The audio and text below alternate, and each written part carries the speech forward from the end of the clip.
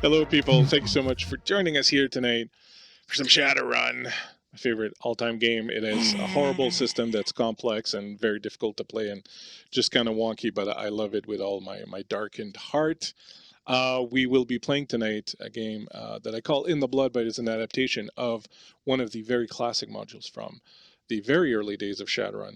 And I'm not going to reveal it just yet because I don't want my players to go and look up some spoiler information, but this is a module that marked me greatly and scarred me when I was a child. So we'll see how it fares so many years later and with such experienced and rough and tumble role players as I have here tonight. And speaking of these rough and tumble role players I have here tonight, not only are they rough and tumble, they are all so talented and so much better looking than I am. And so I have brought them here and I have put them up there for you to see and enjoy. That is here not tonight. true. That is all the truth.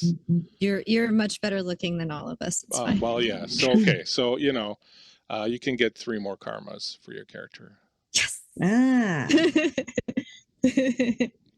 That's how we roll around here. We are not immune to bribery. Hey, everybody! How's everybody doing? Everybody okay? Everybody good? Everybody happening? I'm good. Pretty fucking awesome. I'm excited. Pretty awesome. Yeah, we had fun last time we played Shadowrun over on my channel. You guys made some crazy characters, and we had a good time with that. So let's do that again tonight. I would like to begin by introducing someone who, unfortunately, their musical career recently came to a bit of a halt, and we are all sad for it. The world is a poorer place without the misbehaving maidens in it. But I still have Rouge here tonight playing in the game, so at least there's that. Hey, Rouge, how you doing? Nope. Hi. You okay? Worst there? timing. Need a moment? Yeah, I had a burp. Doing good. Yeah, as mentioned, just recently coming off of a band I've been part of for the last 10 years, had our final show on Friday. But you can still find a bunch of our stuff online if anyone's curious about what he's talking about with this misbehaving maidens nonsense. But super excited to be back and here on Guild Superior. And I, this evening, will be playing Skahak, who is a Fomori troll bear shaman out on her pretty much very first job. So nice. That's Skahak. What is that exactly?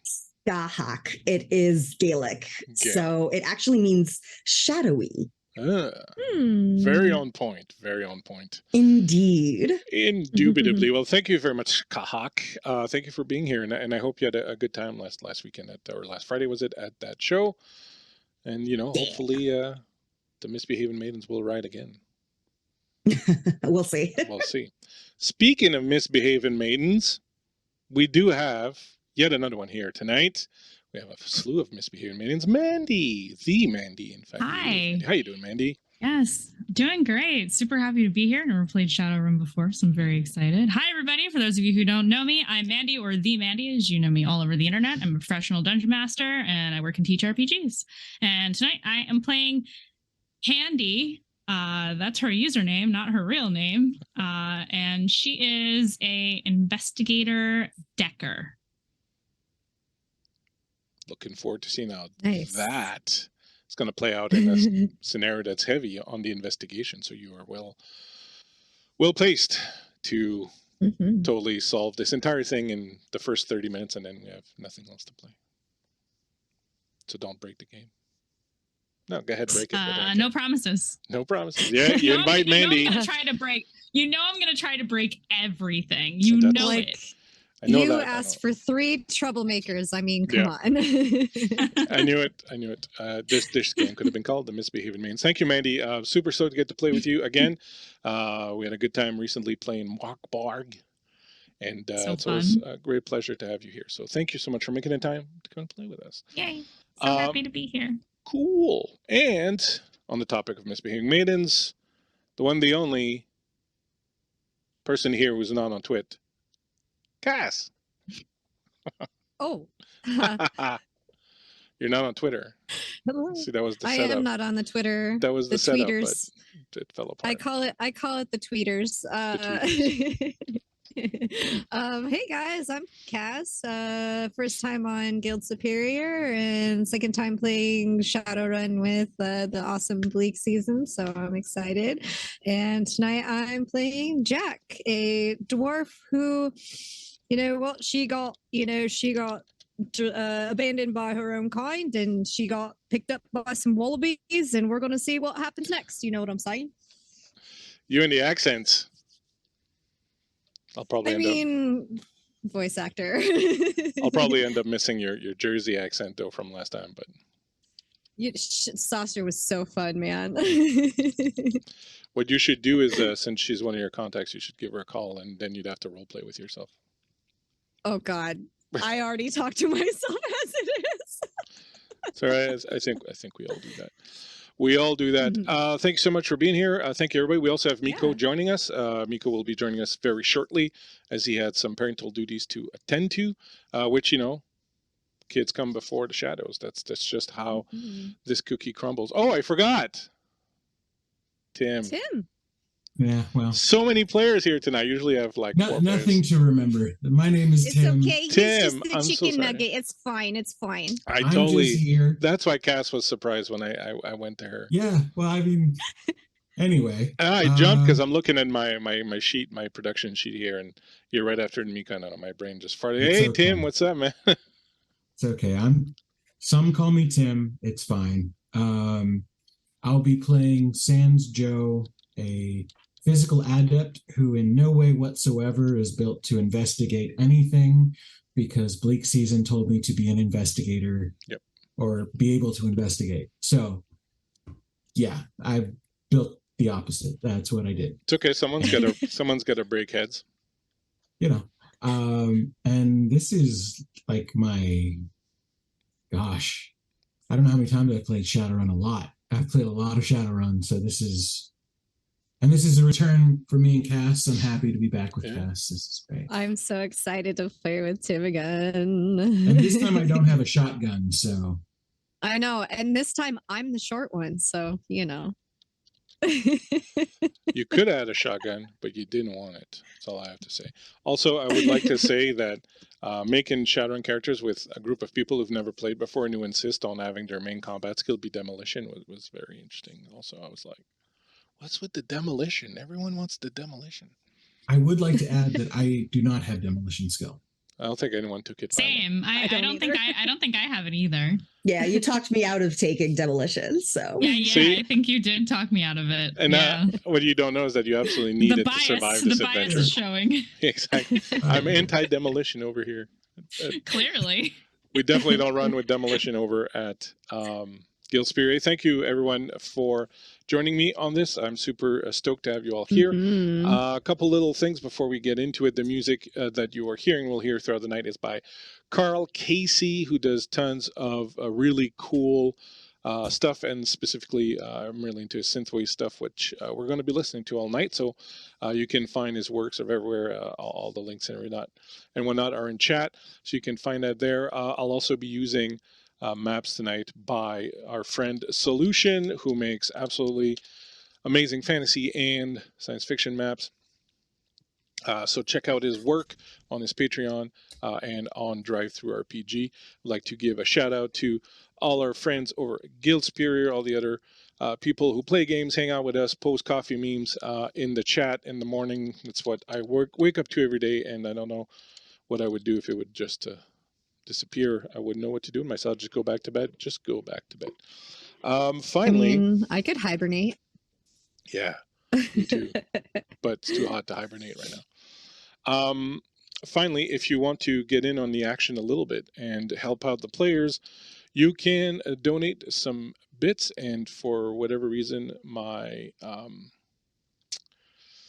shout out for the bits is not working, but in any case, for 100 bits, you can buy the player of your choice a karma point. And what a karma point allows the player to do is re-roll their failures. So if you want to get in on it, help them out, you can do that. I'll try to fix my thing at some point when I have 2 minutes to rub together. But for now, let us get into this little game. So I don't know how much people in the chat know about Shadowrun. Shadowrun takes place, in our case, we are playing in the city of Seattle in the year 2060. At some point, there was a strange event that led to magic returning to the world. Shadowrun's called the Sixth World. It's based on a Mayan calendar that predicts that every several thousand years magic returns to the world, and it has come to the world 5 times already, and now in the 6th time is in the I think it was 2025. I don't remember the exact date. But magic returned to the world, and so what happened was that some people started transforming into elves and dwarves and orcs, and trolls are being born that way. Magical creatures from fantasy started appearing. There is a dragon called Lofweir who runs one of the major mega corporations in Germany. There's another one called Dunkelson who is the top. And this is interesting because Dunkelson is as a talk show, and he's like the top talk show guy, like reality TV guy. And then at some point in the Shadowrun universe lore, he runs for president. So they knew ahead of time that there was going to be some monstrous beast that was going to start off as a reality TV star and run for president. So, you know, they were prescient. What do you tell you? They were prescient. They knew what was going on. They called it. Sorry, they called it. That's they amazing. Called it. Yeah. So the world is a mix of cyberpunk, dystopia. So the cities are vast sprawls. The governments have been replaced by mega corporations. In Shadowrun, the big names are corporations like Renraku and As Technology and Ares and Fushi. And mixed in with all that are all these fantasy elements, these magics. This magic, people can use magic, spirits, elementals, creatures, all sorts of things. So it's this weird sort of D&D and cyberpunk having a bastard child, and this is where we are.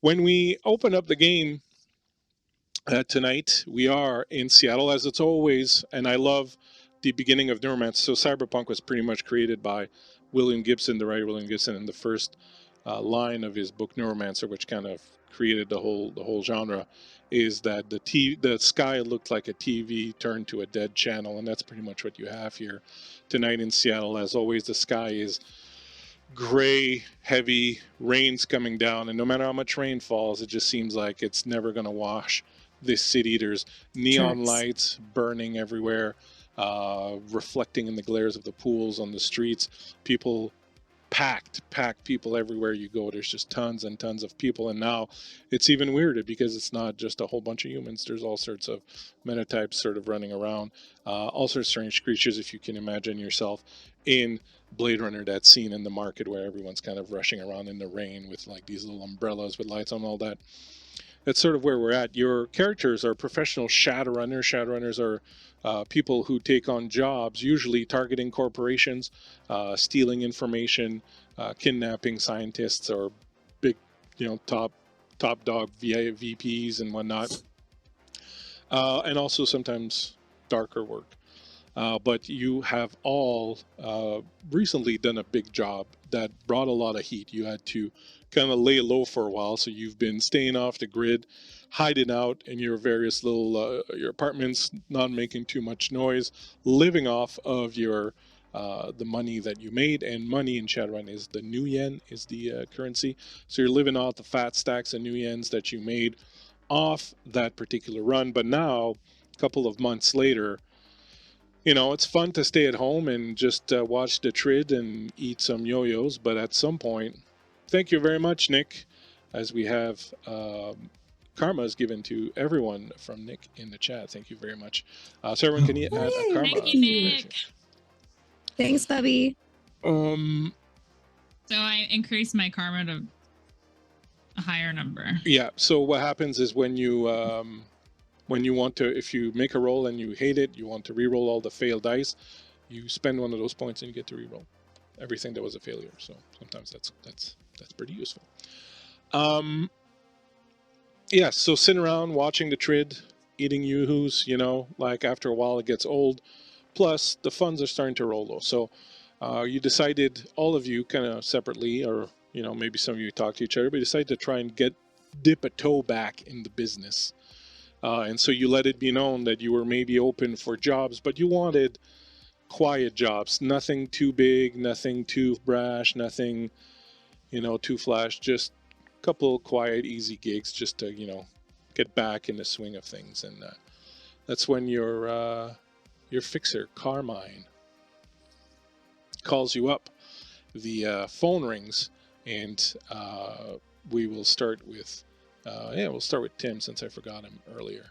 Where is Sans Joe? Tell us a little bit about Sans Joe, what someone would see right now. What's Sans Joe doing on a Wednesday night?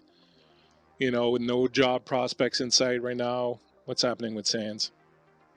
Well, right now you would see him on the highway on his Yamaha Rapier bike, and all leathers, kind of leaning into the rain, maybe going a little faster than is safe, but basically just playing hopscotch with the various traffic that's on the road, wasting time by entertaining himself, not really going anywhere, just making loops around the city. Sans is just bored, is he? He's just bored, and so he plays games like he'll come up behind like a corporate transport and like freak them out that he's gonna do something sketchy, and then he'll just zoom by and not do basically something give them sketchy. heart attacks for no reason, So While you're driving, the phone in your helmet rings, and you recognize the ring that you've assigned to your fixer, Carmine. Yeah, Carmine, what's up? Are you on that damn bike again? Always. Okay, can you speak up? I can't hear you over that infernal whining. It's the roar of the road, man. You're just going to end up pancaking yourself against a building or a semi someday. That's all that's going to happen. Make a life pretty. That's all you gotta do. Right. I see that being on vacation has not done wonders for your mental health there, so maybe I can help you with that. I got a bit of a gig here. Nothing too major. Someone's disappeared. Someone wants them found. A couple days work. Good pay. You interested? Yeah. Okay. Found, then what? I don't know. They'll tell you when you meet them. There's a meeting arranged tomorrow morning with a Mr. Johnson downtown. If you want, I'll give you the address, and I'll tell them you'll be dropping in. You hear what they got to say. If you don't like it, you walk. But looks like a piece of cake to me. Yeah. That's like the worst thing to say. Hey, you can trust me. I've been at this a long time, Sugar. I know a piece of cake from a piece of crud. Yeah. All right. Just send it to me. I'm gonna give these bikers a little buzz, see if they want to play. All right. Well, look, don't get yourself killed, because they're going to be expecting you tomorrow morning. I'll be fine. I'll be there on time. This is Sans Joe. Yeah, just remember my 10% cut. Yeah, can't forget. You always remind me. That's what I'm there for. Get you jobs and get paid. Yeah, well, let's see if this one gets me paid or something else, Piece of cake. All right, I got a bunch of other phone calls to make. Don't get yourself crammed by a semi. I know. I leave them in the dust, Sans Joe. Sans Joe. Should get that trademarked and put on a t-shirt. Later, Chummer. See ya. And what is Candy doing on a Wednesday night? Candy, when you're not working on a Wednesday night. Yeah. Where do shitty little gremlin hackers like to hang out? Not actually a gremlin. She's an elf, but. Well, do you like clubbing? Do you like what is it? What's your she hacks in her spare time, not just for work. always on the net, always doing something, probably not at home. So are internet cafes a thing in Shadowrun world? Yeah. So Like what a cool they hacker hangout spot? they totally do. So you'd have Decker bars where you would basically not leave your house unless you really want Yeah. to, but there were Decker bars that would be completely on the Matrix, or you could go to Decker Ooh. bar and then log into the Matrix from there. So you'd have like a bunch of people sitting back in nice big recliners. There'd be like big screens all around, so they're showing what everyone's doing. And then when you log into the Matrix, you see the world in front of you in this constructed 3-dimensional thing. And I'm sorry that I'd never brought this up before. It totally escaped my mind. And I'll give you some time to think about it. But at some point, you'll have to tell me what your avatar looks like in the Matrix. What does your character look like one day going? But you can think about it. I already have an idea in my head. So actually, you know what? We'll not talk about where Candy is in the meat space, so to speak. I don't know what the term is for it in Shadowrun, but we're in the net right now. We're in the virtual world right now, and the avatar that you see is very kawaii anime girl, long sparkly pink hair, big anime eyes, super cute outfit, just like completely super cute, overly cute, sickeningly cute. And I think that's why people know who she is, especially because her username is Candy. That's not her real name. But she is probably hanging out in a virtual Decker bar, absolutely, waiting for a tip to come in, looking for people to fuck with, or looking for people to fuck up. Well, so I think that's what she's doing on a Wednesday night. Fucking up is something that people do a lot. One of the things about a city like Seattle in this day and age, there's always someone fucking up somewhere. And usually in some spectacular fashion, whether it's Wednesday night or Thursday night or Friday night, there's always some action going down. So you're at this Decker bar, and the big rumor that's kind of kicking around town these days is that there's this well-known mythical Decker called Dodger, the Artful Dodger. And he hasn't been seen for a while, but people are sort of abuzz talking about the fact that the Dodger may be back in town. Some people are saying that it's impossible, he's dead. But that's kind of the big rumor that's going on right now. And people are really sort of just talking about that. Everyone's kind of hanging out. Everyone telling stories about, big scores that the Dodger pull and all that. And it's kind of like one of the things about Shadowrun is reputation's a big thing. And you're all kind of people who have started making your reputation a little bit, You all have people know your names when people talk. But when you talk about something like the Dodger, it's like someone who's sort of upstairs. So I'm kind of curious. How does Candy feel about someone like that? Is Candy someone who's like, oh my God, Dodger, or is someone like Dad Shrimp?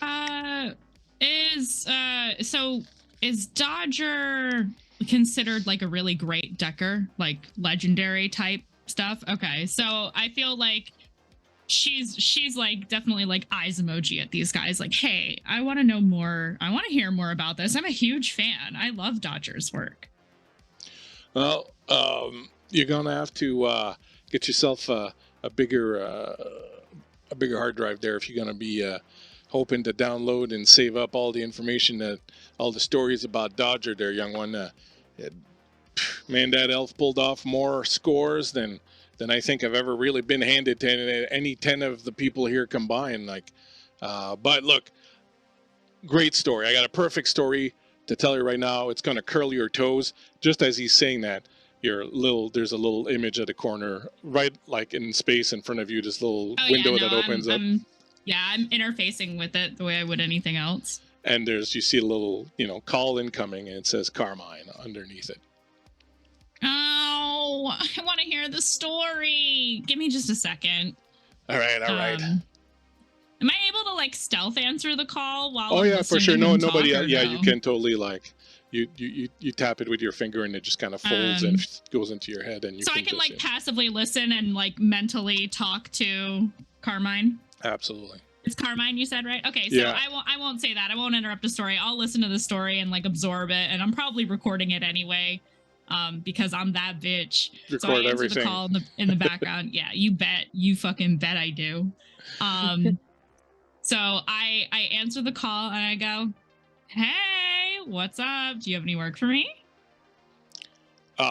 Yeah. Have you been hacking my emails again? No, not this week. Right. You never call me unless you have something good. Come on, out with it. Out with it. Don't be that way. You know, I think about you all the time. It's just, you know, biz is biz. It's just all the always time. something going on. You know, this city never sleeps, and neither does Carmine. You know that. True. What you got for me, Carmine? Well, I got a little skip trace thing going on. There's Mr. Johnson. Apparently, he's lost someone, and yeah, he'd like them found. It doesn't seem to be like hot business. We're talking about a civilian here.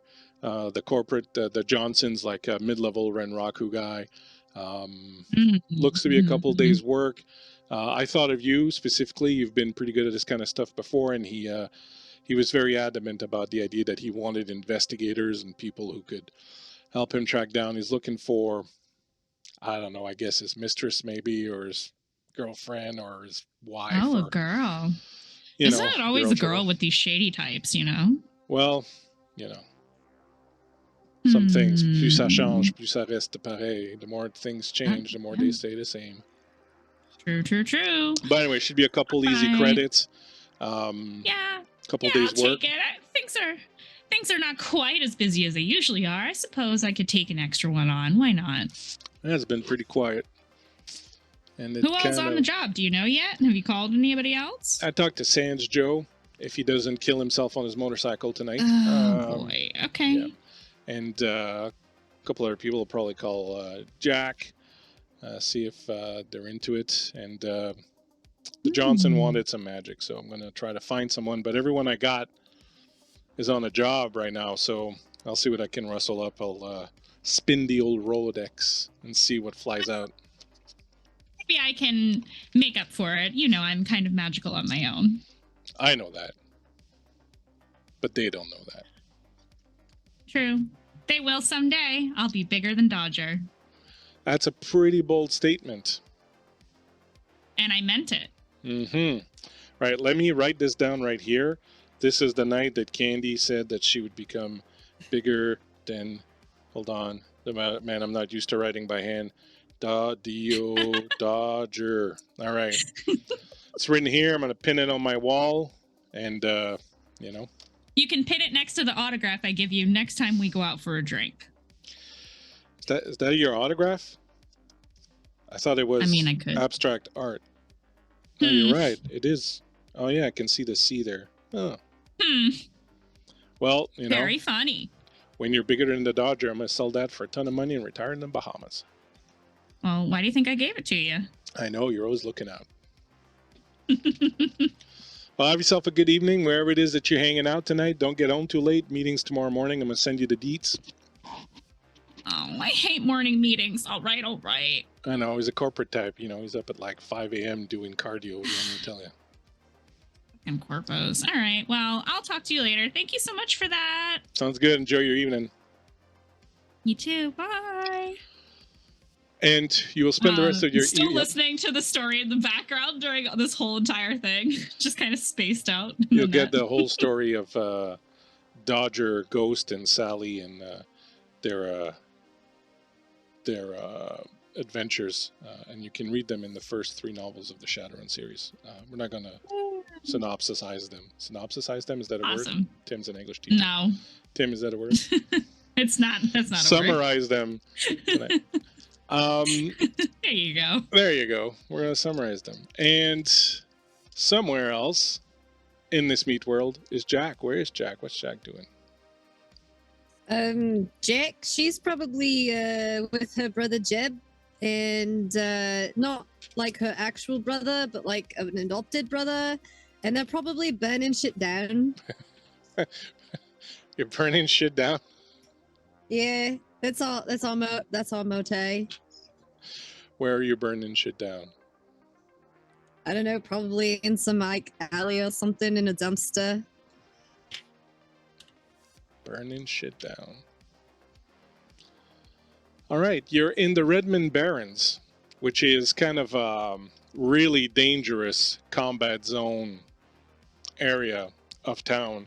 And the issue being that there's a gang that hangs out here called the Halloweeners, and they really pissed off. Was he who you're hanging out with? Your brother, you said? Yeah, like her adopted brother. She found him in the rigid ditch in the nowheres. Well, he's got a big problem with the Halloweeners. And it's one of those things where, like, it shouldn't have been a problem, but he went out to a bar one night and he was hitting on the wrong person.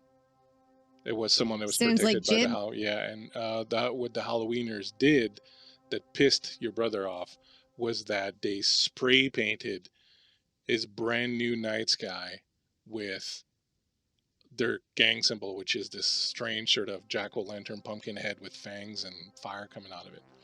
And so he decided that the thing to do to get back to them was to go and burn their hideout. So you're currently on the run as you've set fire to their hideout, and they've come out and are running after you. So there's about a dozen gangers pursuing you down the streets, and behind you there are the flames of the headquarters as it burns, just throwing these orange light out into the night. And there's about 12 of them with chains and baseball bats, really, really singed and pissed off, running after you through the streets as your brother is starting to breathe a little, kind of having difficulty keeping up. I don't think we're going to make it. Jim, Man, we hurry should have up. done it when they weren't home. Well, you were the one that said burn it down, so I said let's burn it down then, Jeb. I think I'm going to have a heart attack running like this here. And as he says that, your phone that's attached to your rings, and you recognize the little ringing tone of your fixer. Yeah, this is Jack. Are you running, or are you is this a coitus interruptus, or No, we're running. Oh, I'm okay. running. From the law? From whoever I just burned that place down. You're not burning stuff down again, are you, Jack? No. Maybe. You can't lie to Am me. I giggling? You're lying to me. You're lying to me, I can tell. Do you have a second to talk, or are you about to get killed? I mean, I could talk. All right, look, pretty easy. I got a gig tomorrow if you want it. Tomorrow morning, I got to meet with a Mr. Johnson. I got Sans Joe and Candy on it already, and trying to round up another person or so. You interested? Easy gig, just finding someone who's gone missing. Couple days work, good new yen. You interested? I mean, you do owe me a pig's ear, so I guess we're on for that. I have no clue what you just said to me. You know, the pig's ear, down at the Rubbly Dub. All right. It seems that the lack of oxygen to your brain is making you go a little silly. So I'm going to let you go. Try to get away from that gang.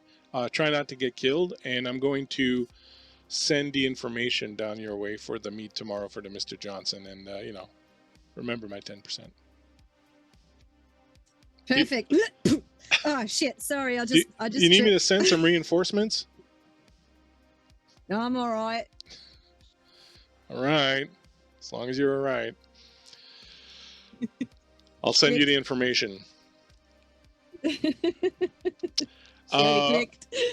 Meanwhile,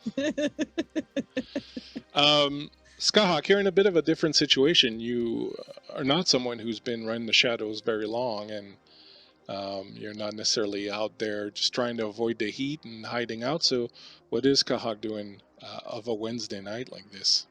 What is your situation? Hey, Insomnia. I think Skahawk is practicing. She's really only recently come into her shaman powers, and she's trying to get a little more confident. Really, really hoping that whenever she finally gets called up for a job, she'll actually not embarrass herself. And where is she at tonight?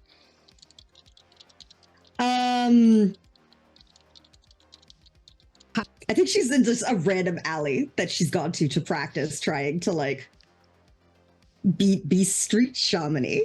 So you've been trying to summon a spirit.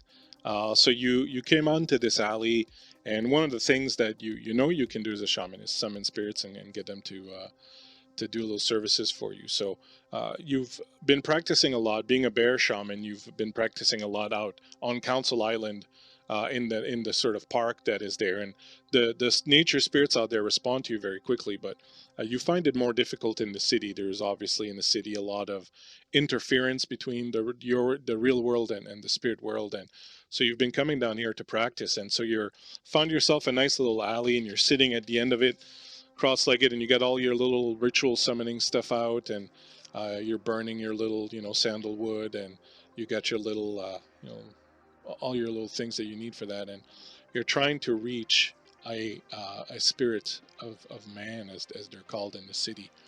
And as you're sort of going through the motions and doing the incantation and all that, you see a little whirlwind that sort of picks up, and it grabs a piece of paper that's floating there, and this piece of paper is spinning very quickly in front of you, and you can see that it's an advert for a punk rock club that's just around the corner. And this punk rock club is really sort of old school, because they still put out paper flyers where everyone has gone digital.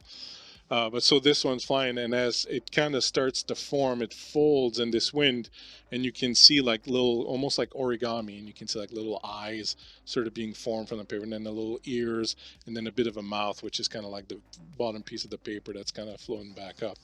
And just as it's about to speak to you, your phone rings. And because you don't have cyberware, your phone is an actual phone that you have in your pocket. And so this thing starts to ring and beep, and I don't know what you got as ringtone, but it's pretty loud, and it reverberates down this alley, and the spell just sort of falls apart, and this paper just flies and lands right in front of you, and then falls on the ground inertly. She lets out like a string of curses in Gaelic and goes to answer the phone. Hi, is this Roderick the Magnificent?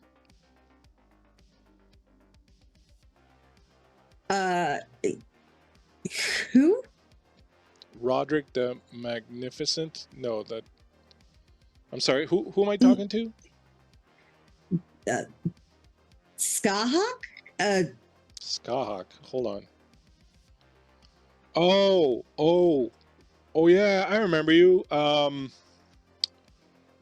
Yeah, you came by a couple days ago, right? Saying you're looking for... Oh, I'm sorry. Sorry, look, this is Carmine, the fixer. I'm sorry, I was trying to reach somebody else, and your phone number was right there, and I kind of got mixed up between the two of them. And wait, you're a shaman, right? Yeah. Yes, I can do magic. Oh, well, hey, you looking for work? Absolutely. Yeah, sure. Do you have any experience? I am very eager to get experience. Yeah. This gig looks like a piece of cake anyways. Yeah, why not? Look, maybe it's Providence. I was going to call Roderick the Magnificent, but I dialed your number by mistake. Maybe it's this, maybe it's the universe telling me to give you a shot at this. Yeah, if you're interested, probably a couple of thousand new yen in it. And the rest of the crew's people I know of experience, probably be the best way for you to get your toe into this whole business. If you're interested, are you a morning person? Sure. I can do mornings. All right. Can you receive emails at this phone number? Yes, I can receive messages on this phone. Yes. All right. Awesome. Look, I'm going to send you some information. As Mr. Johnson wants to meet tomorrow morning, I'll send you the where and when. It's a missing persons case. He wants someone found. He's paying good new yen for it. Should be fairly straightforward. Great. Sounds good. Yeah, sounds good. And Yep. Thanks. yeah, Thanks hold so on. much for the opportunity. Yeah, don't hang up yet. All right, look, you're new, right? So I'm Right. going to do you a favor. I'm going to mentor you in this. I'm going to guide you through this. Like, I mean, there are a lot of people out here who are going to try to take advantage of you. So, look, if you work out, I'll be kind of like your agent, right? I'll get you some gigs. I'll get you some jobs. I mean, shamans are really in high demand, right? Great. And Yeah. I'm even going to give you a break on my fee. I'm going to look, because it's your first time. I'll give you a break on the fee, just 20%. Sure. great, eh? Great. That's awesome, right? That's really nice of you. Yeah. Perfect. So when you accept the gig, Mr. Johnson's going to pay me, and then I'm going to take the cut, and I'll get you paid. Do you prefer cred stick or cash transfer? How do you like it, or the dealer's choice? I trust you. Whatever most people you should. prefer. No, you can't. You can't trust me. I'm your partner. All right, I'm going to send you this information. And be there. Don't be late. Mr. Johnson's don't like it when the runners are late. You should know that Mr. Johnson might be a woman. Like they're just all called Mr. Johnson. So if you show up and there's some, broad there, like it's normal. It's fine. It's okay. It's cool. Got it. All right. Okay. All right. Don't be late. Do you have like your own car? Do you have how do you travel? I am really fit. I mostly get around transit. I have a transit pass. You have a transit pass. Yeah. Okay. Is that no? That's not a problem, right? No, like you're not no, gonna like take the job back, right? No, that's totally cool. Totally cool. No worries. No worries. You're good. You're good. Just be there on time. Leave a few minutes early. Right. Got it. All right. Great stuff. Okay. Good luck. Perfect. Yep. Sounds good. All right. Take care. So the rest of you will spend the rest of the night sort of doing whatever you do to prepare for a run. Get yourselves ready. Escape the Halloweeners. You'll manage, Jack, to escape the Halloweeners without too much trouble. They're a bunch of idiots. And Sans Joe is going to come really close to dying a couple times, but thanks to his increased reflexes as a physical adept, he will manage to get himself out of trouble. Candy will manage to acquire a whole slew of information about the Dodger, and to the point where you're starting to think that they made up this guy. This guy's not real. It's impossible. Not one guy couldn't have done. All of that makes no sense. Nope. Clearly, I am already much better than he is. Absolutely. Like, there's no denying it. So, that's how the cookie crumbles. So, the next morning, I don't know, is Miko back? I see him in the chat, but I don't know if Miko's back. You're back, Miko. There you are. Why is your camera all messed up? What do you mean? Your camera is all messed up. It moved. I have to fix it.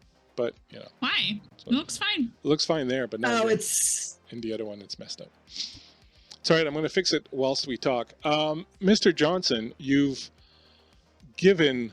let me just fix this quickly because I want to go to the map and it's the one that's messed up. So give me 1 second. Just give me 1 second while I cry. I don't cry often, just once in a while. Just whenever I'm involved. Usually. No, don't sell yourself short like that. You have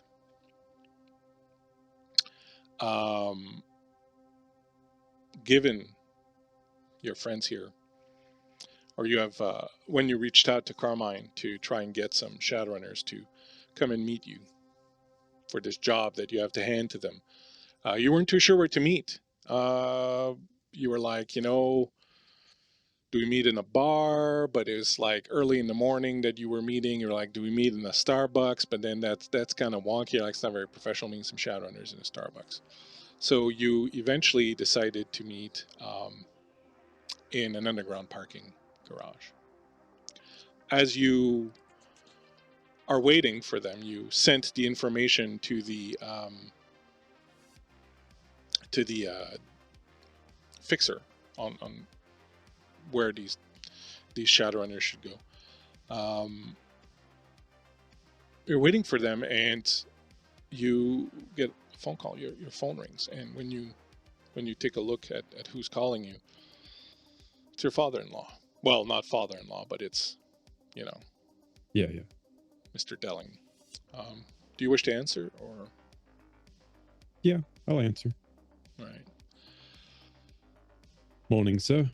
Hi, how you doing? Am I catching you at a bad time? Not at all. I'm just waiting for some compatriots on a meet. Good.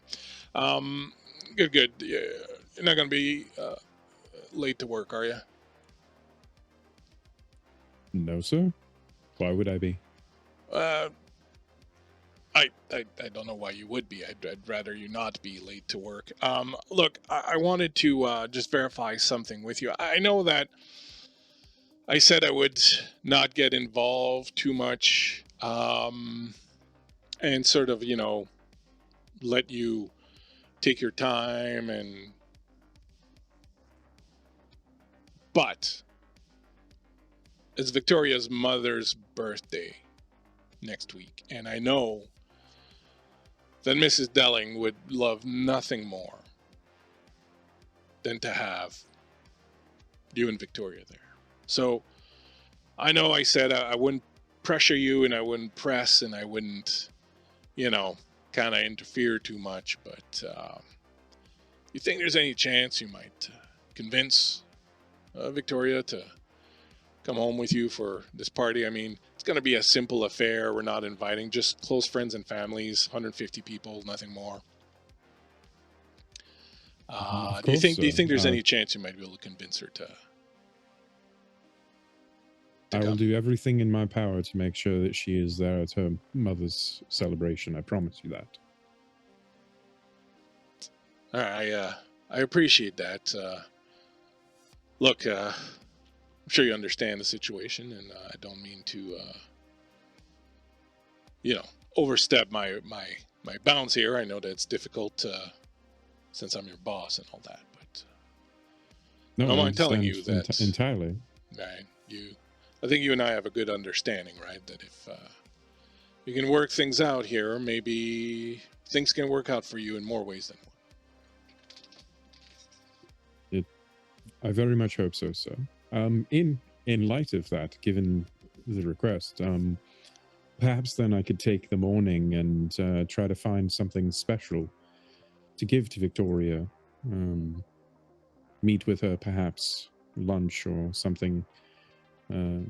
Maybe that would help ease into the conversation, perhaps. You know that such things are a stressful thing for her to deal with sometimes.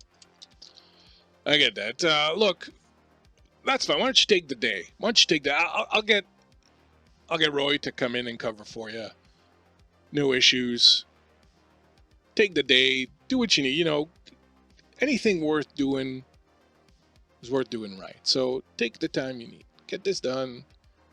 And then you and I will sit down and talk. That sounds perfect, sir. I will keep you apprised of any updates that I can give. I appreciate it, and thank you. Victoria's mother and I really, we're very thankful. Give Mrs. Delling my absolute adoration the next time you speak with her, please. Yeah, absolutely, I will. I'll see you tomorrow. Of course, sir. As you hang up the phone, you hear a motorcycle rolling down the ramp from the parking lot. And Tim, what does Mr. Johnson see as you roll in? Really just an average looking human, all decked out in leathers.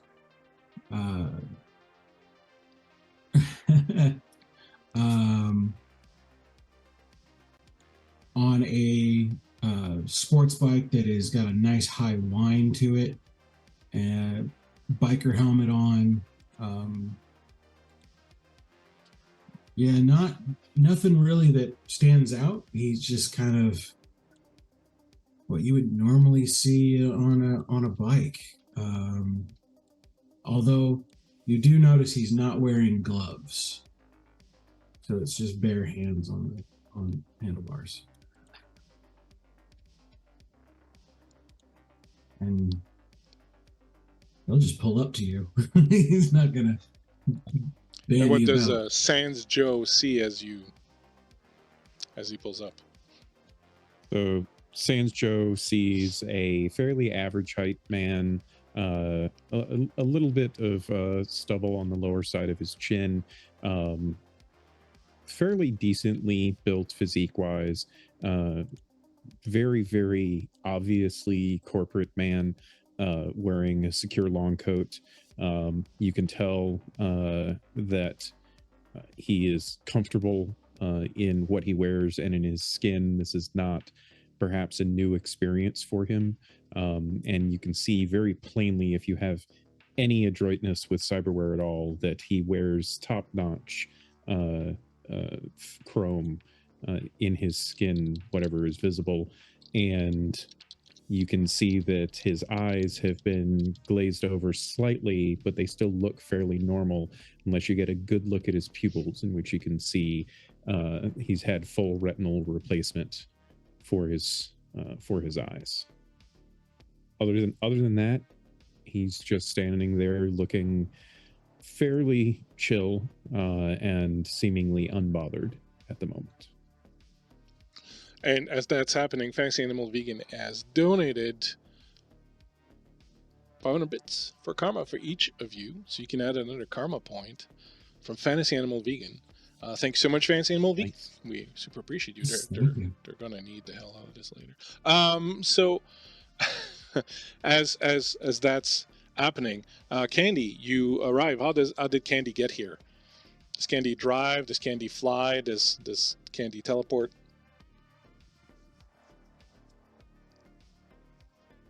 Sorry, I was answering a question in our Zoom chat.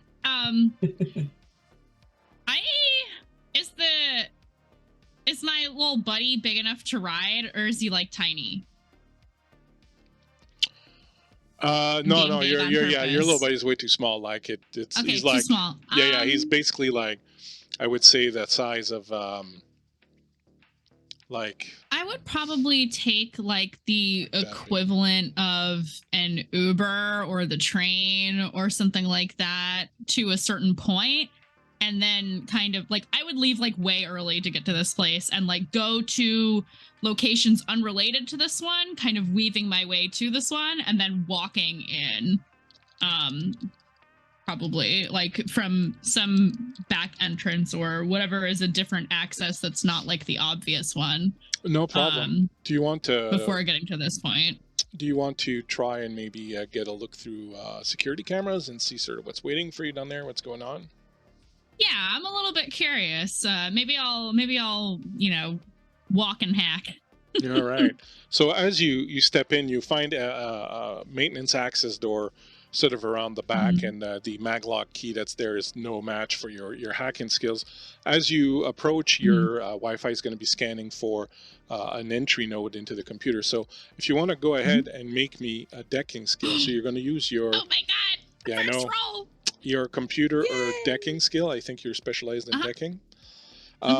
So I think do I do the lower number or the bigger number? So that's what I was just going to say. I think you chose decking as one of your threat skills. So you get to add your threat rating to it. So you take the bigger number. So you take all those dice. Oh, yay. Okay. You roll that. I'm going to tell you that the security system is a threshold orange. So you're going to need 2 successes to get into it. Okay. And I'm going to say the target on it is 4. Oh boy. I got a lot of 4s. Couple of 2. Wait, so do I just add up the total? No. So what you do is anything that's Okay. a 4 or higher, you tell me how many of those you've got. Okay. I got 3 4s, a 5, 2 2s, and a 1. Okay, 3 4s and a 5. So that's 4 successes. So you need 2 successes to Okay. access it because it's an orange node. So it takes off 2 of those successes. You have 2 success left. So you can basically, once you get into the control system, you can now have, with your 2 success left over, you can ask it to do 2 things for you. So for example, asking to view the security cameras would be one thing you can ask it to do. Another one might be to stop recording if you don't want to be on the recordings, for example, or it could be to send the recordings of it to a web address that you would give it, or you could do sort of whatever you want. So I would say, do I have a general idea of what Mr. Johnsons as a whole tend to prefer? They prefer more clandestine operations, right? there are as many Johnsons as there are tears in the rain. Basically, Okay. there's tons and tons of them, and they're all different. But usually, they like anonymity. That's why they call themselves. Everyone calls themselves Mr. Johnson. So they tend to Right. like Cool. sort of anonymity a little bit. So I'm gonna try to earn some brownie points. I'll stop Oh, the recording. I'll loop it. I'll like rewind a little bit prior to, because I feel like I have like in my eyes, like just for what I can see, I have screen for the actual feed of what I'm seeing, and screen scrubbing through the history of what was seen that day, and I scrub to right before Mr. Johnson arrives, and I loop that spot. Oh, excellent. So the way you see it is that it's kind of like we don't see anything around you, but your character would see through their eyes kind of an overlay in front of them, like a digital overlay. So you would see things almost if they're hanging in midair in front of you, but no one else can see that. It's just your eyes are, your decking system is interpreting that information for you. So you see all that video. I've got like 20 screens up. I've got like the security cameras. I've got an IM Some chat anime open. in the corner. I've got Sailor Moon playing in the corner, and in the upper corner I've got like a little Tamagotchi app playing, and then also music in the background. And I'm like bopping as I'm walking, listening to the music, and like editing everything as I'm walking around. Awesome. So you see that currently in the parking lot, you see Sans Joe has just pulled up. You see the Mr. Johnson, and I roll my eyes because he's loud. He is on his freaking motorbike. And as you see that, you see 2 other people about to come in through a stairs. Upstairs, Jack, you are arriving at the meeting point. You see what appears to be a troll woman who appears to maybe not be too sure where she's going. She's sort of double checking. She's got like a piece of paper out, and she's got kind of an address or something, and she's kind of double checking, but the doors, the numbers aren't really well indicated, and she doesn't seem sure if she's got to take the elevator or the stairs or kind of what's going on. And she seems just kind of lost a little bit. Looks like she took the wrong end of the Richie ditch, I'll tell you what. Watch Excuse Cass me, mob ma'am. her. Me? Yeah. Are you fuck, I'm lost. You're looking for something. Are you lost? Sort of. I'm looking for this address. Do you know which of these buildings this is? I mean, not really, but I guess we can figure out together. Oh, that's okay. I probably should. Wouldn't want to impose. Wouldn't want to drag you wherever this is. Are you looking for Mr. Johnson too? Yes. Ah, Okay, so you're also going to this morning Mr. Johnson thing? yeah, you do. He called me. on the telly, and he said, "I need your hair," and I said, "All right, let me finish running away from these people here." So here I am now. So I'd Yeah. lose my brother. So Great. Oh, okay. yeah, he's kind of a menace, so I just left him behind. I hope it's all right. Got it. Yeah. Sure. I'm sure that was the smart thing to do then. Yeah, he always likes to burn shit down, and I ought to make sure I make the money. You know what I'm saying? Right. Right. Yeah, Definitely know what you're saying. totally. Let's go see if we can find this. Yeah. You push through the doors, and as you walk down into this underground parking garage, you see Tim's character, Sans Joe, just getting off his motorcycle. You see a well-dressed corporate man sort of stepping up to talk to him, and you see coming through one of the back doors, one of the maintenance doors, kind of bop into the rhythm, is Candy. And a lot of you arrive, and Jack and Candy and Sans, you recognize each other from having worked together before on certain gigs. Okay. Oh yeah, I didn't describe my character. I walked in, I only described my avatar, which is not what my character looks like at all. So give us a look into who your character is. Yeah, she's probably she's on the short side, elf, kind of wayfish a little bit, but like that deceptive kind where, like, you know, there's probably some muscle under there. Cotton candy pink hair that's up in little space buns. Lots of piercings. Like kind of very modern outfit that's all black and different neon colors, and she's got like these big gloves on that have metal bits on the backs of the hands. She's pretty decked out. Oh, and her computer, her wrist computer is pink. Because of course it is. Of course. The decker is decked out. Yes, it's very decked out. Tudunts. So we have Skahawk is a Fomori, which is a troll, and you are an elf, and I believe everybody else is human, right? Nope. Jack's a dwarf. Jack's a dwarf, that's right. Yeah. All short. She was left behind by her kind, still raised by the wallabies in the Ridgy-Didge, and so, you know, she's a little crazy sometimes. Sometimes. She'll fit right in. So as the lot of them step in, Mr. Johnson, you double check the information you have stored away in your memory core, and you get visual confirmation that these are the 4 that you're supposed to meet. Morning. I hope all of you are well rested and have been informed at least a little bit about what we are trying to do here. How much do I need to go into detail at this point? I mean, I only read it a little bit on the way here, so who are you missing again? Wonderful. This young woman, and he holds out a display that has a picture of a very beautiful young woman, fairly neon hair, well-dressed, kind of that upscale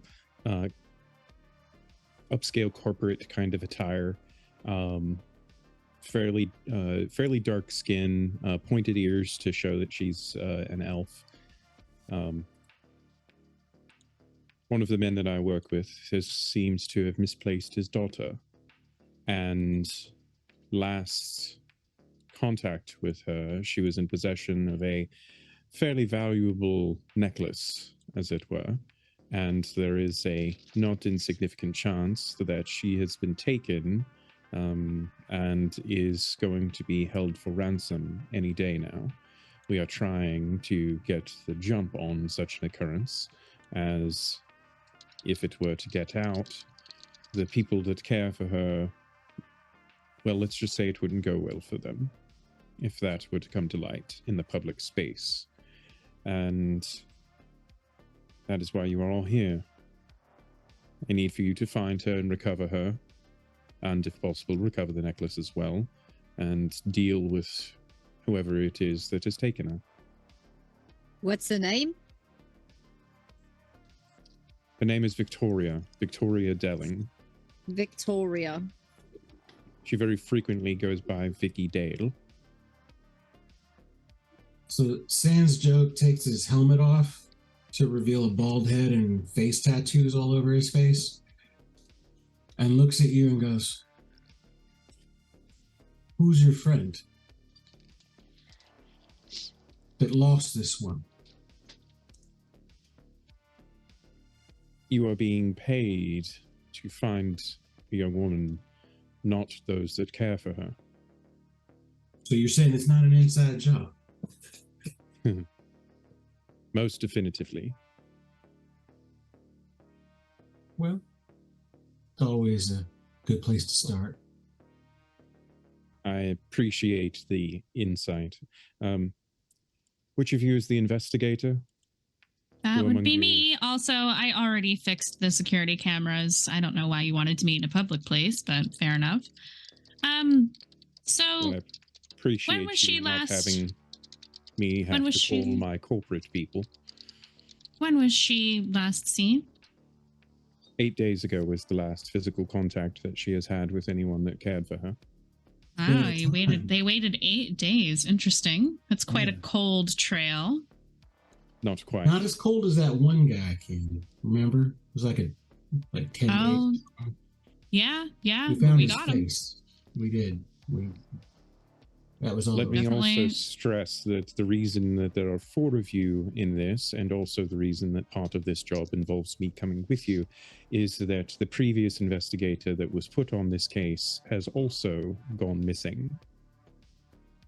Oh. An investigator by the name of Bembra stopped reporting in 4 days ago after he had discovered that he might have a few leads, and he wanted to meet up to deliver such leads, and then promptly did not make it to his meet. You said the name was Thembra? Bembra. Bembra. Yes. Anyone wanting to do a street etiquette roll, you can, to see if you've heard of this feller. So you roll a number of dice equal to your street etiquette. Is He's not. street etiquette different from etiquette? Yeah, so when you take etiquette, you have to specialize what kind of etiquette it is. Oh, So shit. it's fine. Let's not worry about it. We'll worry about it between the games. For now, just roll a Okay. number of dice equal to that etiquette. Okay. And he's not necessarily someone that's super well known, so I'm going to put the target number a bit high, but we'll go with 5. So tell me anything you get 5 and above. I only have 3, so I guess I won't hit that even if I crit, right? You may. Okay. You only Okay. have to roll 1 5. I'm learning. The target number is I got 5, a meaning 6 you have to and roll 2 5. 4s.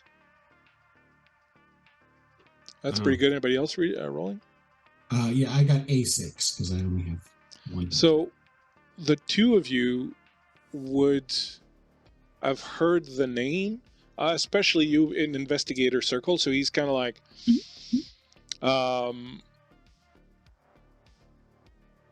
he's a guy who does a lot. He's really like an old school gumshoe detective. He's got an office with a fan on the desk, and he kind of like styles himself a little bit on like old black and white movies, like the Maltese Falcon and whatnot. Like he likes to wear a trench coat, and so he's kind of got that affectation going.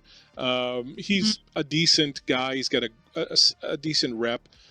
He does low stake jobs, like he doesn't do Shadowruns. He's not a Shadowrunner like you guys, but he'll do a lot of, tracking people down or things of that nature. And so he's got a decent rep. The 2 of you would have heard of him, and know that he's no chump. Okay. Okay. So yeah, I mentioned that to the folks who are standing here, and I go, yeah, he's the good guy. Little weird in the fashion sense department, but I know of him. GM, do I know of him enough that I could maybe make it like a side project of mine to try and locate and hack his stuff? See if I can find his notes? Yeah, so it doesn't really matter how much you know him or not to do that. You basically could just be right now as you're talking, creating subroutines and whatnot that would go out on the net and start, looking up any mentions of his name and stuff like that and compiling it. And so your computers, you have to think of your cyber deck as an extremely advanced computer. So basically you would write, like a Google, that search engine, you would write something like that, just, off the cuff to go and do something, and it would go out, it would gather all the information it can on Patrick Bambra, a related case. It would parse through it. It would put together like a little report for you of the most important stuff, and like you would sort of give it cues like, well, I need this kind of stuff. So you can write a program like that that's going to do that and kind of work in the background. So if you want to do that, all I need you to do is roll a decking roll and just give me all what you get, and then I will tell you at some point what kind of information you get. Yeah. So while she's doing that, the rest of you can. You got a lot of like big numbers here. Just write them off. 2 6s, 3 5s, and 2 2s. 2 6s, 3 5s. That's good. Okay. Good success. So you have 5 successes. Tell me how many you want to spend on getting information and how many you want to spend on making that information come in fast. I would say I want to spend 2 on the quickness, 3 on the information. Awesome. Okay. I'll let you know in a few minutes. So awesome. You're shooting I that get the off. glazed look on my face while you're all talking because I'm already working on it. She's off on her world now. So, John's, man, like 8 days. You got a lead, or are we just going in cold? The lead is her and the investigator that has already gone missing for her. So Please cold. be aware that this young woman is very important to a number of people. She is well connected enough and her face is recognizable enough that she could be worth a fairly substantial amount of money to someone that wished ill intent. Right. So the circumstances are not as trivial as perhaps some random person being taken off of the street. But you haven't gotten like a ransom or anything? I These like sorts of this one. things Who are take you? time in the corporate world. I don't know how familiar you are with Renraku, but you don't just call up a secretary and say, I have someone that could be important to you. That promptly will get you hung up on. Just hung up, not like hung up. You can take it either way. Nice. Who are you? I don't know you. Right. You don't. No, not you. Her. No. Oh, hi. I'm Skahawk. Carmine sent me. Did he?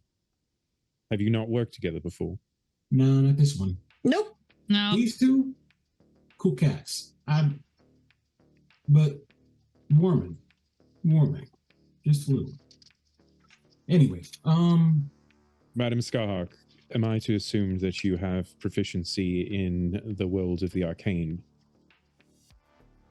Yes, I do shaman magic. That's what you're asking about, right?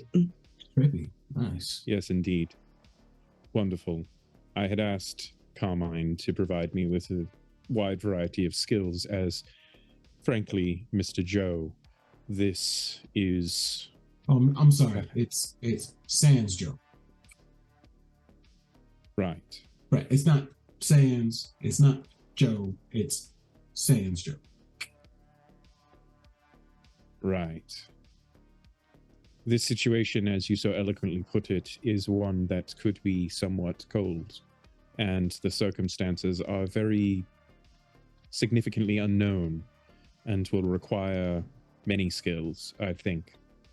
So I look forward to seeing all of you perform at your best. to find Miss Delling. Nice. Okay. Cold. So can you get something on a hook? Jack, you're not running from anybody currently, right? No. Are they just street thugs, or they got higher ups? I think I got them handled, but it's fine. It's fine. Okay. It's fine. I'm not going to catch like a hail of bullets coming out with my Oh Jolene. no, I got it handled. Don't worry. Okay. Yeah, All right. they don't know it's me mostly. Mostly, you hear distracted sound from the side. What do you mean mostly? More of the same, I suspect. So don't worry about it. We got it handled. So my brother Jeb and I, we had it handled. So don't worry. Of course, you have a brother named Jeb. Fucking dad, I love it so much. Out of I was out of character. curiosity, out of curiosity, Miss Jack, whoever it is that you have upset, are they of the corporate variety? Oh, Do I No. need to be concerned about someone of name value? Oh no.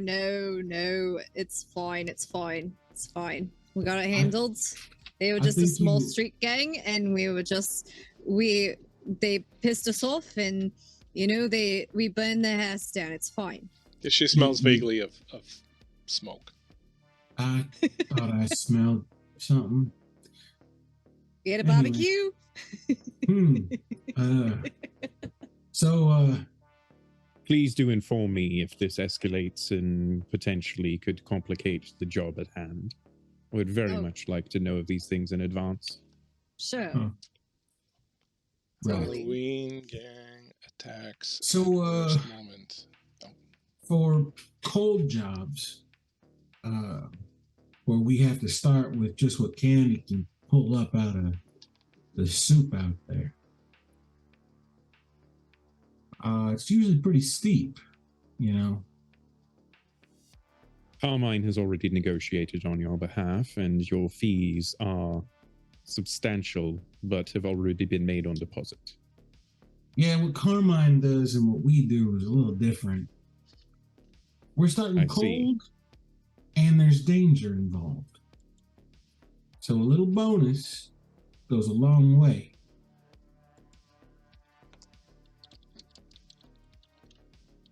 Sans Joe, Mhm. I assume that you have not often negotiated with members of the Renraku Incorporation. No, this is my first time.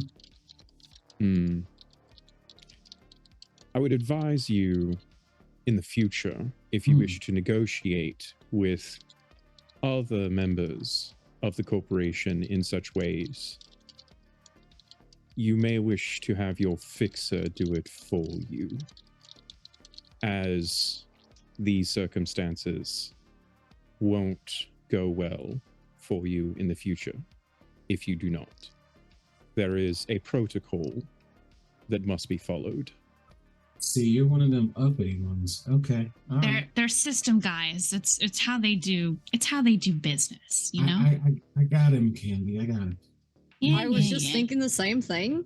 It was, He's very, very nicely dressed. Where can I get one of these?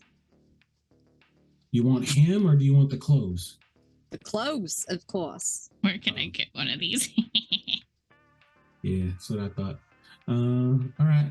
Hey, Mr. Johnson, no offense meant. I just tested the water, as it were, and found out you're mostly dammed up. So no harm, no foul. Right. We'll see how successful things go, and perhaps if I observe well executed and skilled individuals in my employ, they might be able to earn corporate bonuses. Fins But Joe that's does give going- a little sideways look at Jack worriedly, and then breaks out of it. Yeah, We yeah. shall see where that leads. Right. Can I see how much money it is? Yeah, so you get you'll check your information and you'll get a message from Carmine that the job pays 2.5K up front, another K if you find the girl, another K if you find a necklace, payable of course on the back end. Awesome. Is that minus 2.5 split? no, that's each. Not each. Each. Minus 10% for you guys and minus 20% for Right. Skylark. But Damn it! I knew I was getting hosed. Minus the finest fee, of course. I mean, Rouge knew she was getting Yeah. hosed. Skahawk still thinks that Carmine is great and just like super nice. So you have what Mr. Johnson can tell you is he has Victoria's address and the address of Bembra's office.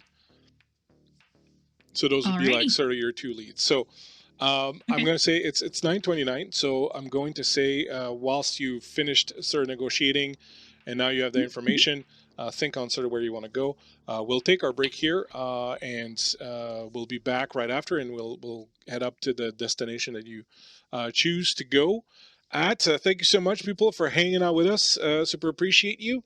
And we'll be back in just 5 minutes. Don't go anywhere. I'll be back very shortly. And we're just going to go and refresh ourselves, and we'll be right back. So hang out, and we'll talk to you soon. Thank you very much.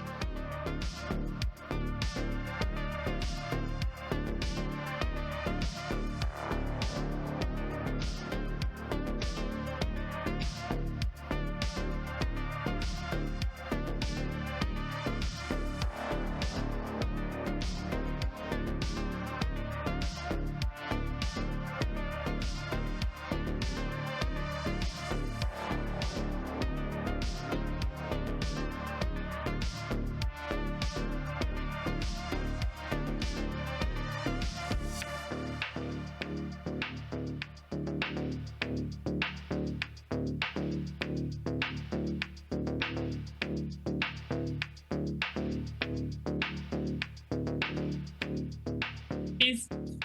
definitely gonna kill us now. Yep. Yep, That- it's that- fine. I We're wasn't definitely gonna gonna. die now. I wasn't Bed it gonna. down, Jeb. I wasn't gonna, but now. You got to do It what was you got the to first dad joke I could think of. The Felipe flop. I can't. So Where are my Canadians in chat? I know you're out there. that's right. Where Felipe flops a. Hey. So as you have basically struck the deal with Mr. Johnson, all of your accounts, you got a little ding in your phones that your accounts have been updated with 2,500 new yen. Nice. That's right. What's Alex. considered a lot? Is that considered a lot of money for a job? Well, for like a couple days work, it's decent. I mean, Okay. if you were trying to break into a corporate thing or there was some maybe security stuff like that, it would be more like we're talking 5, 10, 20, 30,000 easily, stuff like that. But there's no this. You're just walking around asking questions Investigating. for a couple Mhm, days. It's mhm. pretty good. Like imagine getting paid, $3,000 for walking around asking questions for a couple days. That'd be a pretty good payday. So it's kind of similar to that. So Mr. Johnson is looking for a woman, an elf woman named Victoria Delling, who also goes by name Vicky Dell. And in addition to that, he is looking for a valuable necklace that Vicky has. So his interest is in finding those things. That's the job that you have been picked up. He has said that he has hired a private detective named Patrick Bembra already, who has also disappeared a couple days ago. He was on the trail. He had found some information, and then he was nowhere to be found. So the first couple clues that you do have are Patrick Bembra's office, but also Victoria's apartment. And so, kind of makes sense the first stop to be Victoria's apartment. So you head out to Redmond. So as you're heading out to Redmond, you remember, Jack, this is where you were last night when you set fire to the Halloweeners, but you were in the bad part of the Redmonds, the Barrens. Now there's a part of Redmond that's just kind of really run down and dangerous. That's the good part that Victoria lived in. Okay. But she lived in a kind of a bit of a rundown place, but still, still a neighborhood where normal people live. Like, it's just a little bit rough, but nothing too out of control. There's a little bit here I'm going to read you as you approach. Victoria's address is 1414 Mayfair. It's a 6-flat building along what once was a tree-lined avenue. These brittle sticks of scraggly woods sprouting sparse yellow-green leaves hardly qualify as trees any longer.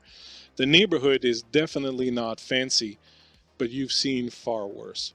A sign on the front door reads, "Apartment for rent, available immediately." The window curtains on the apartment on the west side of the second floor are completely drawn back, and it looks as though no one is living there. You notice that the window of the east apartment on the second floor is filled with cats looking out. Sometimes one cat leaps down from the sill and another takes its place. You walk into the building and walk up to the second floor. Now, before we get to that, I will ask you if there's anything else that you want to do. Do you want to, and I'll get to your research in a second here, Candy, but do you want to call some contacts, do some research of your own? Do you want to scope out the place, somewhere else? So you've pulled up in your car, you're in front of this building. Yeah. Are there I guess with this with the information that we've gotten from Mr. Johnson, would we have an idea of how often she checked in with the people who took care of her? Was it like a daily check-in so we know exactly 8 days ago she was gone? Certainly he would he'd be able to tell you that it's a pretty safe bet. The number of days, like there was regular contact with Vicky. Are there cameras on the street? On the streets, no. The Redmond is unfortunately a place where cameras get shot very regularly. There might be security cameras in the building, so you can check that out. However, I will tell you that this part of the city is pretty rough and tumble, so usually cameras get stripped apart pretty quickly. However, you can check, so you could do like a scan check if you want. Yeah, any local security cameras within like a 2-block radius. I want to look at the history, if I can, of 8 days ago. So or is the history of that something I have to dig elsewhere for? No, that's perfectly fine. I'm just there's something else I want to say, and I don't want to forget. It kind of connects to this, but your information on Bembra. When we go to the Bembra's office, I'll give you the information that you found, and the way it works is that depending on how many successes you can get more and more information. So you've made a roll now. At some point, I'll ask people to make more street etiquette rolls and all that, and you can amass, and as you amass more successes, I'll give you the information. I'm not going to get into the Bembra information right now, just to not muddy the water, because you're going to this thing, but once you go to Bembra's office, I'll tell you what you did manage to find out. But so similarly here, give me a decking roll, just so that you can scan the area and see if there's anything available. What else? Anything else that people want to do as you pull up to this apartment building? Again, foreign hire as a success? No, just to tell me, I got 2 6s, 1 5, 3 4s, and then I'll... Oh, so that's still fine. Okay, I got 2 4s, a 3, a 2, and 3 1s. Okay. I did not do very good on this roll. No, that's fine. I also... So for the audience, a lot of the people playing here tonight have not played Shadowrun 3rd Edition, so in some cases I'm going to suggest things that they can do a bit more. Something that you can do, Skahawk, for example, is you can go astral. So you can focus, and your astral form and your spirit can leave your body and go and travel around, and you travel basically at the speed of thought, and you can go scout things, you can go and see what's ahead or what's in a building or things like that. The only things you can't go through are living matter. You can't pass through living matter. But anything that's technological, you can, or even like you could go through wood that had been cut, Like if you had like a wood wall, you can go through it, but you couldn't pass through a tree, for example. So that's something that your character can do. So whenever you feel like doing that, you just let me know. And yeah, so Damn, shamans are cool as hell. That's shamans awesome. are awesome. Yeah. Also, if you decide to go astral, make sure you tell somebody. Yeah. Because your body stays there. And your body just kind of slumps down and can't react to anything. So. Oh my gosh. Yeah. So wow. Okay. So let's go around the table then and see what people want to do. So you're scanning the area for possible cameras and to get some footage and stuff like that. And you had a couple of 4s. Let's go around the table. Since I was talking about Rouge, is there anything Skahak wants to do or?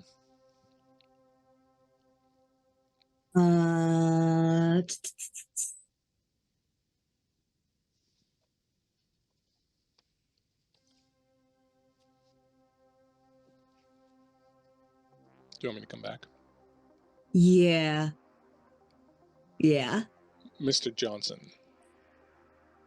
He's mostly focused on observing the people in his employ and waiting for other opportunities. Okay. Cass? Jack would like to use her goggles to look for any sort of telltale traces of people coming in and out of the building, like tracks or like scuff marks or anything from people's shoes, or find a good way in or out. Okay, so give me an awareness roll.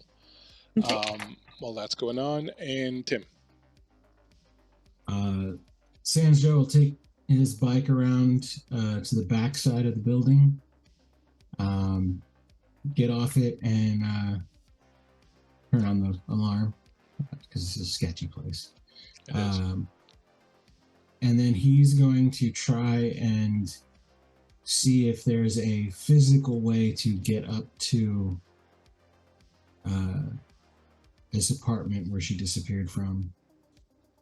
Just in case somebody scaled it, perhaps.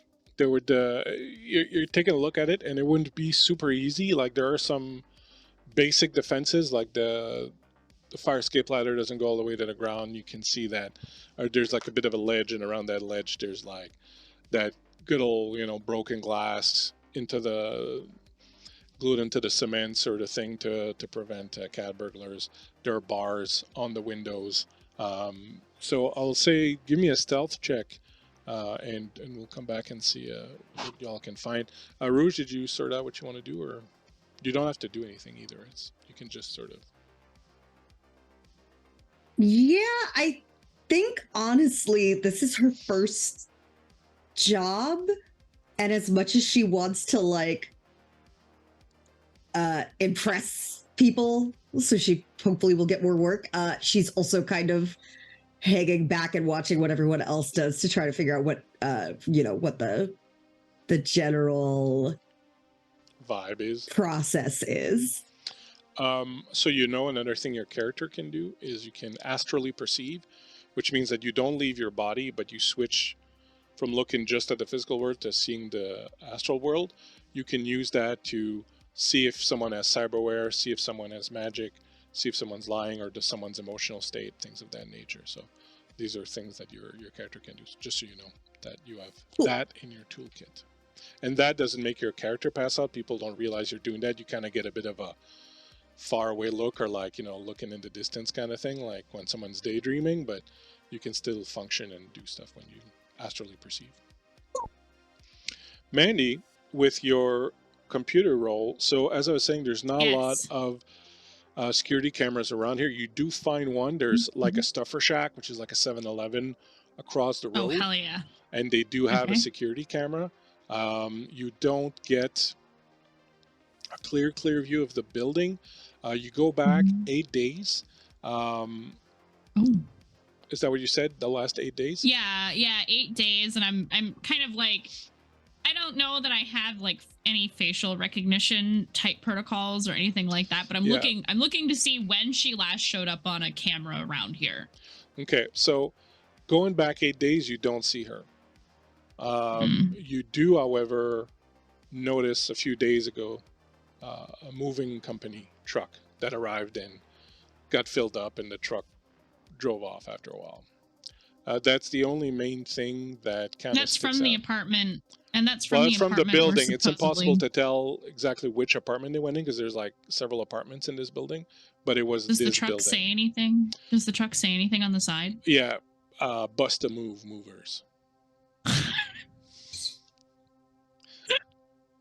Okay. It's actually a I moving. take note of that. It's actually I a take moving note of that. company here in Montreal called Bust a Move. It's Bust a Move. hilarious. Yeah, I know. Must move. I love that. I take note of it, although I don't think right now that it's relevant, and I will call it quits on that search. It's convenient that there's no cameras out here. It's just because it's a bad neighborhood. Mhm, If you were mhm. downtown, there'd be cameras all over the place. Yeah. Oh, you know what though? 8 days. Mhm. You notice. Here's one for you. You have. Let's see what you pick up on this.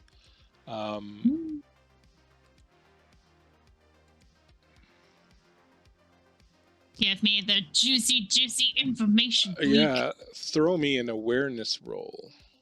Ooh, we love awareness. No, we don't. I lied.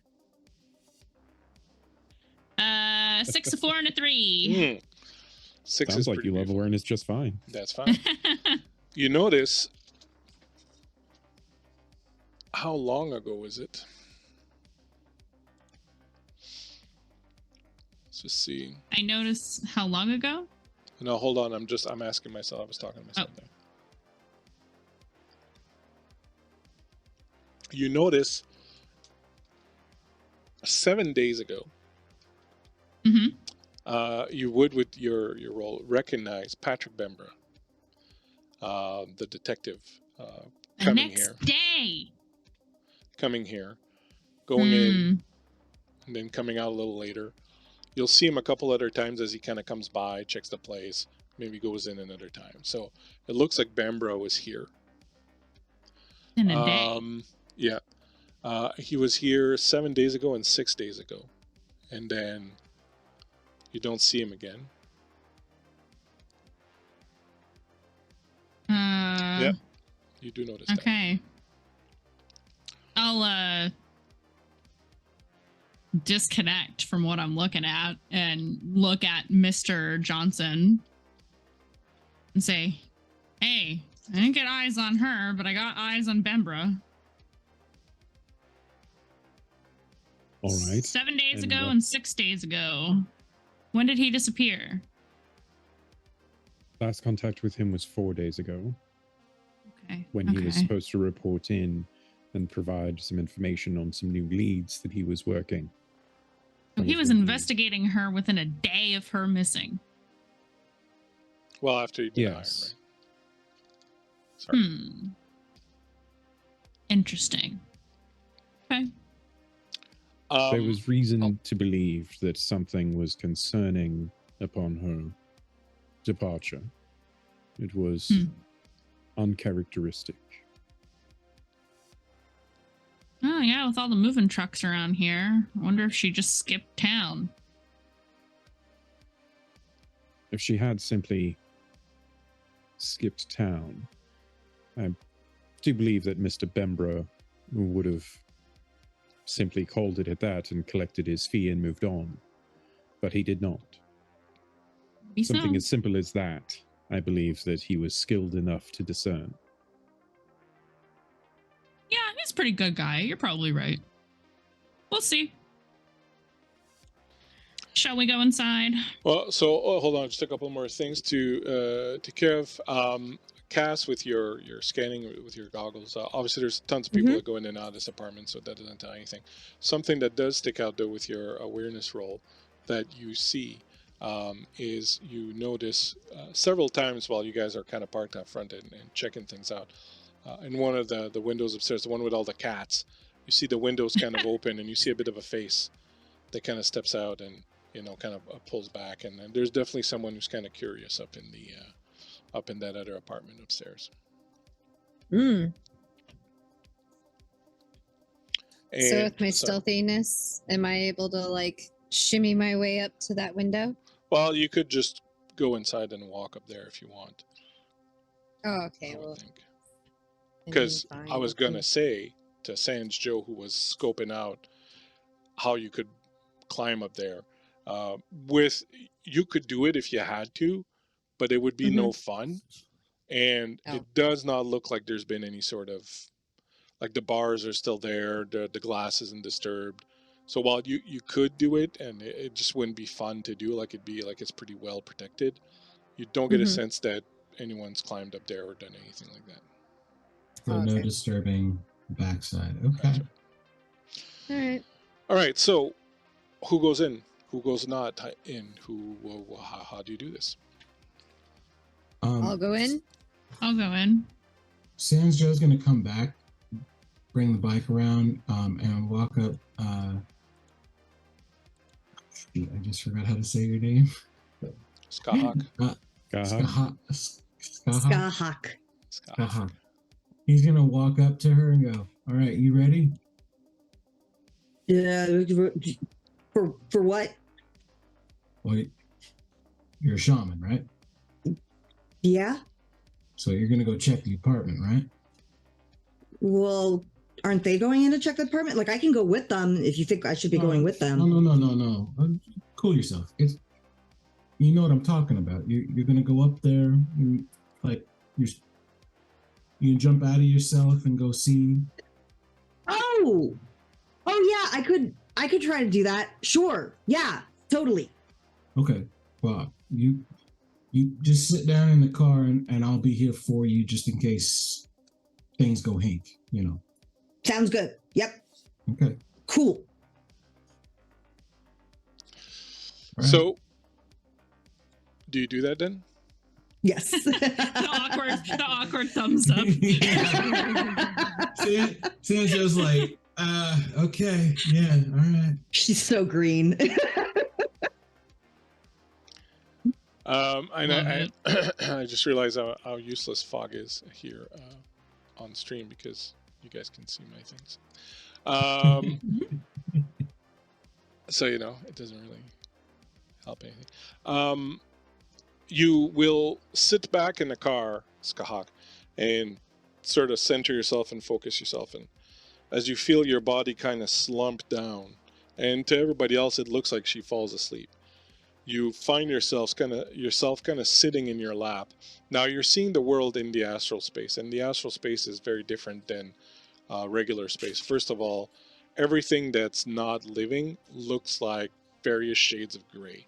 So the world around you is just like this huge mass of grays, blacks, and you know anything that's not. Wherever there's a little bit of living, like a human being, a living being, or some shrubberies and whatnot, you see the color of their aura and you see who they are. So when you look around, you can quickly see, for example, that Mr. Johnson has a lot of cyberware. You can tell that Cass and Candy don't have a lot, just a little bit. And you can tell that Tim's character is magically active. You can see the magic that sort of radiates off of him. The other thing that happens when you go into astral form is that you see what's called background count. So if horrible things have happened in an area, it creates static in astral space. So if you were to go to a house where there was a murder or the site of an accident where people got injured or killed, you would have difficulty seeing. It would be like there's this static fog inside of you.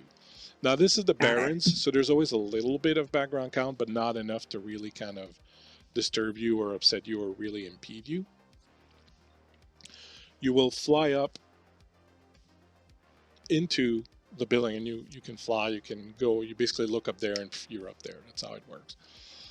When you go in, you will see that there's different people in the different apartments just kind of going about their day, and most of them are civilians, so there's not a lot of cyberware, maybe a little bit of cyberware in the head, data jacks, things like that. Nobody else is magically active. And you will eventually kind of find yourself, by going through these different apartments, you will find one that appears to be empty. There's no one living in there. You do, however, see as you approach this apartment, someone looks like they're fairly short. No real cyberware, no magic. Going into the apartment that you know is the apartment you're going in because it's the only one that's empty. And just as you kind of fly in, this person sort of goes in, and you can see by looking at their aura that they feel irritated.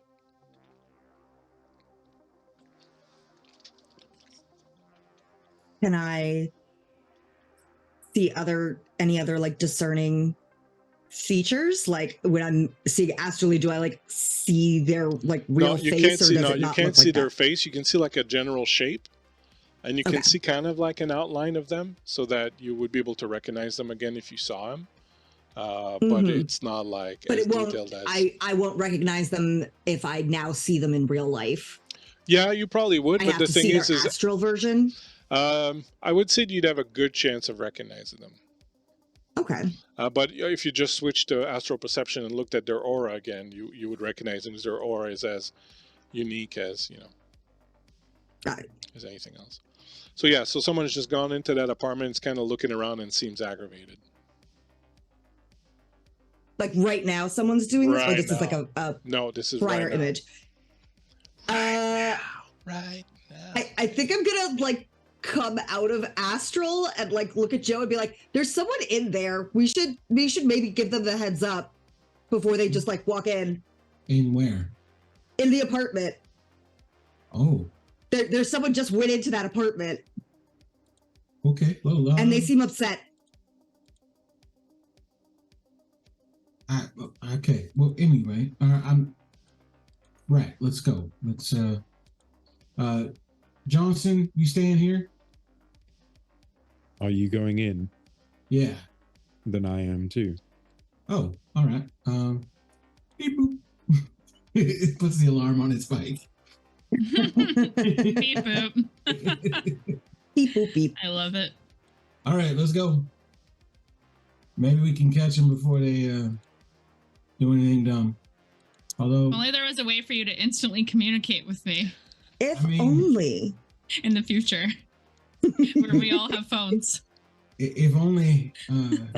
Wait, I'm sorry. Was Candy not with us?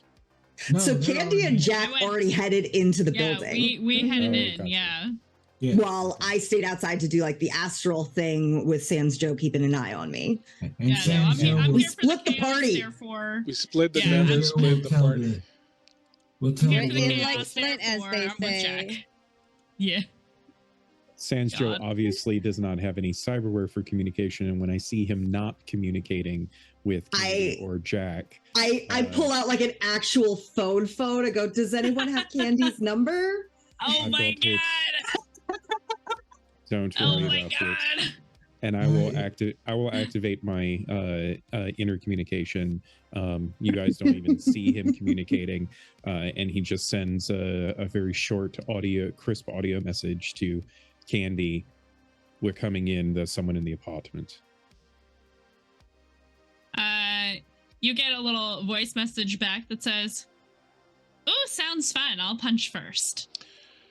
So, as you go upstairs, and the rest of you are sort of heading in, you'll go upstairs and you will find that as you arrive here at this is Victoria's apartment, you will find that the Oh, door laser pointer. the door I is feel like a ajar. cat all of a sudden.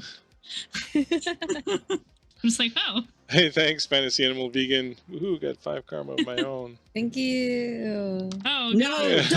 don't think that they gave it to Bleak. Don't do They're that. encouraging a TPK. No, sorry, wrong one. Wrong. Thank you. Bad. Wrong, thank you. Bad, thank you. IRL Bad, computer, thank you. Bleak, don't you dare. Bad, thank you. When you this approach, is what Fantasy Animal Vegan I just does. saw karma yeah, points. Fantasy Animal is an agent of chaos. I love Very it. I'm here for it. I'm all right with it. That's what I love Fantasy Animal chaos. Vegan does. Just I all live about for the it. chaos. You So you yeah, arrive I was gonna upstairs, you say see when we the cut- door's ajar. Oh, before we're walking up, like before I got that message and quieted down, I'm like, so you really set their shit on fire? Because I hope you got video of that. That sounds fucking awesome. You know I did. Hell yes. We'll totally watch that later. And then I get the message and I go, Fuck. What is it? Shitty guy inside already, apparently. The rest, everybody else is coming for backup. Do you want to? We're gonna go in, right? We're going in. Oh yeah, I love let's how put it down. everyone is just assuming that this is shitty and not the potential that this guy probably is just the landlord. Probably. So as you approach, Is the landlord? I think he's going to be a little weirded out when two randos just like walk in. Probably. you Is the door? So the door is open. You said. yeah. Do I hear anything? Do we hear? Yeah, you anything? hear some banging around and someone kind of bitching under their breath a little bit. God damn it. I'll never get done in time. What do you do? I am going to quietly, casually walk in. I'm not going to make myself known. I wanna like step in and see if I see anyone. You see a dwarf. Specifically this dwarf. He's got a cigar. He's got like cans of paint. And he's put out like a tarp, and he's got like a couple cans of paint. He's got like some painting paraphernalia. He's got like the broomstick and the rollers and all that. And he's like, God damn it! When it's not one thing, it's the other. Fucking hell. He hasn't spotted you yet, so. I feel like I would see that this guy is just painting and step back one step so that I'm not in like the corner of his eye. I got stealth. I got the quickness. All right. I'm good. Yeah, but it's like a Big. one-room apartment, so there's really nowhere to like sort of hide. Like he just hasn't that's noticed you why- because he's That's why kind of. I'm like stepping. That's why I'm like stepping backwards, like closer to the door frame. I'm looking around the room. So the place is pretty much empty, and it looks like everything sort of basically was taken out, and he's just there about to repaint the place. Basically, is just the setup of what's going on here. Okay, so I'm just making it look like I'm being a nosy person. Excuse me. Oh hey, sorry, Hi, you here to view the sorry. place? I saw the sign. Yeah, I saw the sign outside. I'm like super interested. Oh yeah, absolutely. Look, yeah, you kind of caught me with my pants down here. I was just about to repaint the thing, but yeah, I'm gonna give this thing a old fresh coat of paint. We'll get some new blinds in on those windows, and it'll be good as new. Come on in. Check this way. Oh, is this your companion? Come in. As he motions to Jack to come in. The rest of you are coming up the stairs as this is going on. Yeah, so here she is. So look, rent is 15 a month. Pay first and last month up front. But you know, yeah, maybe I can let give you a bit of a break on that. But So you're the landlord then? quiet neighborhood. Yeah. Name's Lawson. Lawson. I'm already searching him. Not like physically searching him, but I'm looking him up. The information you'll Yeah. find really quickly is just he owns a couple buildings in the area. He's, a kind of a non-entity. He's not someone who No bunny. apparently has a lot of issues with his tenants, but, just a random landlord. This looks like a good place to hang my teddy bear. Well, yeah, you can hang your teddy bear. You can hang, whatever you want here for all I care. Like, Sukasa is Sukasa, you know what I always say. Right. What do you think, honey? Wink. Oh, I think it's cute, but I'm kind of curious. I'm like super spiritual, and I need to get an idea of the energy in this space. I can't even say it with a straight face. Oh, God, another And- one. Yeah, hey, look, So- the person that was Yeah, here before you was into all that New Age nonsense, so I'm sure the chakra of the rooms aligned perfectly. Yes. But yeah, whatever you got to do, like, do you want to burn some candles or some incense or something? I'd rather not the incense because, I'm trying to spiffy up the place. And Oh, Yeah, no, I don't want to ruin your vibe in the process of establishing mine. Oh, you know honey, what I'm I don't saying? have a vibe. I don't have a vibe. I'm vibeless. Vibe is not my Vibeless. thing. All I need to know is, if you don't mind sharing, who lived here last? Like, what was their name?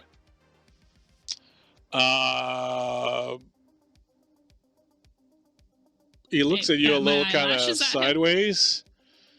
It's to establish the vibes, sir. It's very important. All right, well, You gotta make sure it's not haunted, you know.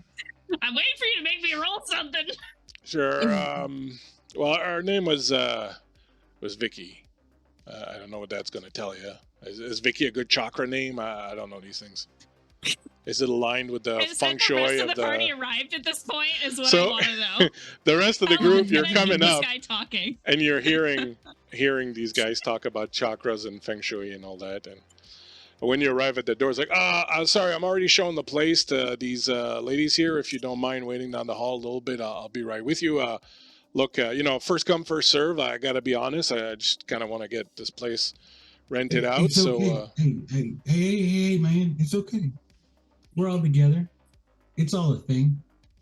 We're you guys are all together. Like, Oh yes. this is a one Hello, room. Hello, This is a honey. one room Wink, apartment. wink. You Yeah, like? Look, I'm Yeah, not no, judging. Cuddle. It's normal. It cuddle We're, cuddle. It's we're normal. all together. I'm not man. It's judging. okay. I'm not judging. But it's a Why one room would you apartment. I judge? mean, Haven't you had a free love, sir? oh, I'm not judging. Like, look, I What got are you another talking place, about, couple Jack? blocks away. It's got like a couple bedrooms. It's got a spa in the middle. Like, if you want, like, that might be more your. I mean, I your do like speed. a spa. What are we Sweating. talking about So funny. spas for? You guys look. Yeah, you guys look a little. What are you here about? You're not here for the apartment, are you? Nah. Oh. When did you figure it out? Well, right now. I just figured it out right now. Okay. Well, Sorry, then I couldn't resist. So what? did you two already get him? Oh, okay. All right. So what are you Yes, here but for in then? all If it's not, honesty, it's not is this place available? it is. But look, what is it you're looking for? Like, maybe. Look, I don't mind being helpful. Just need to know what it is that you're looking for. If it's not the apartment you want. I look at Mr. Johnson. I will kind of just step into the room, brushing past anyone potentially standing in the way, not forcing through or anything, just casually walking forward, clasp hands in front of his abdomen and stare at this Mr. Lawson with an intense gaze. Wow, We're you're looking an for intense Victoria feller. Delling. Sorry, say that again. How long? We're looking for Victoria Delling. Oh yeah, she's gone. Can you That's the wrong elaborate? answer, man. I can, for say, 25 pop. Question. I You can know- just break your knees. Whoa, whoa, whoa, whoa, whoa, whoa, whoa. I could probably destroy the electrical in the entire building. That no, sounds no. like an expensive fix, don't you What? think? No, I no, mean, I could no. burn it down. No. No. Okay, we're not going to do arson today. Not That's- arson that's a bit too today. much. Look, we're just, Next job. I'm just trying Just to get today. by. I'm just trying to get by. You already here. had your weekly dose of arson, didn't you? I mean, you can We're always do saying this it in front of the guy. again. I could always do it No again. shame. Okay, look, you guys so are while tough. they're doing all of this, I think Skahak would like to try to cast influence to present herself as the good cop in the scenario of like, look, they're really crazy, but if you just tell us, what we're looking for, I can make sure they don't cause any damage to you or the building. Okay, so give Brilliant. me a roll. Give me your sorcery. Okay. Plus, I don't And I think rolled, you put your threat on your sorcery, right? You put it on conjuring. I put it on conjuring. So yeah. roll a number of dice. So I equals- just roll the 5. It's not the combined skill rating plus attribute, No, right? it's just the skill. Yeah, Just the skill. just the skill.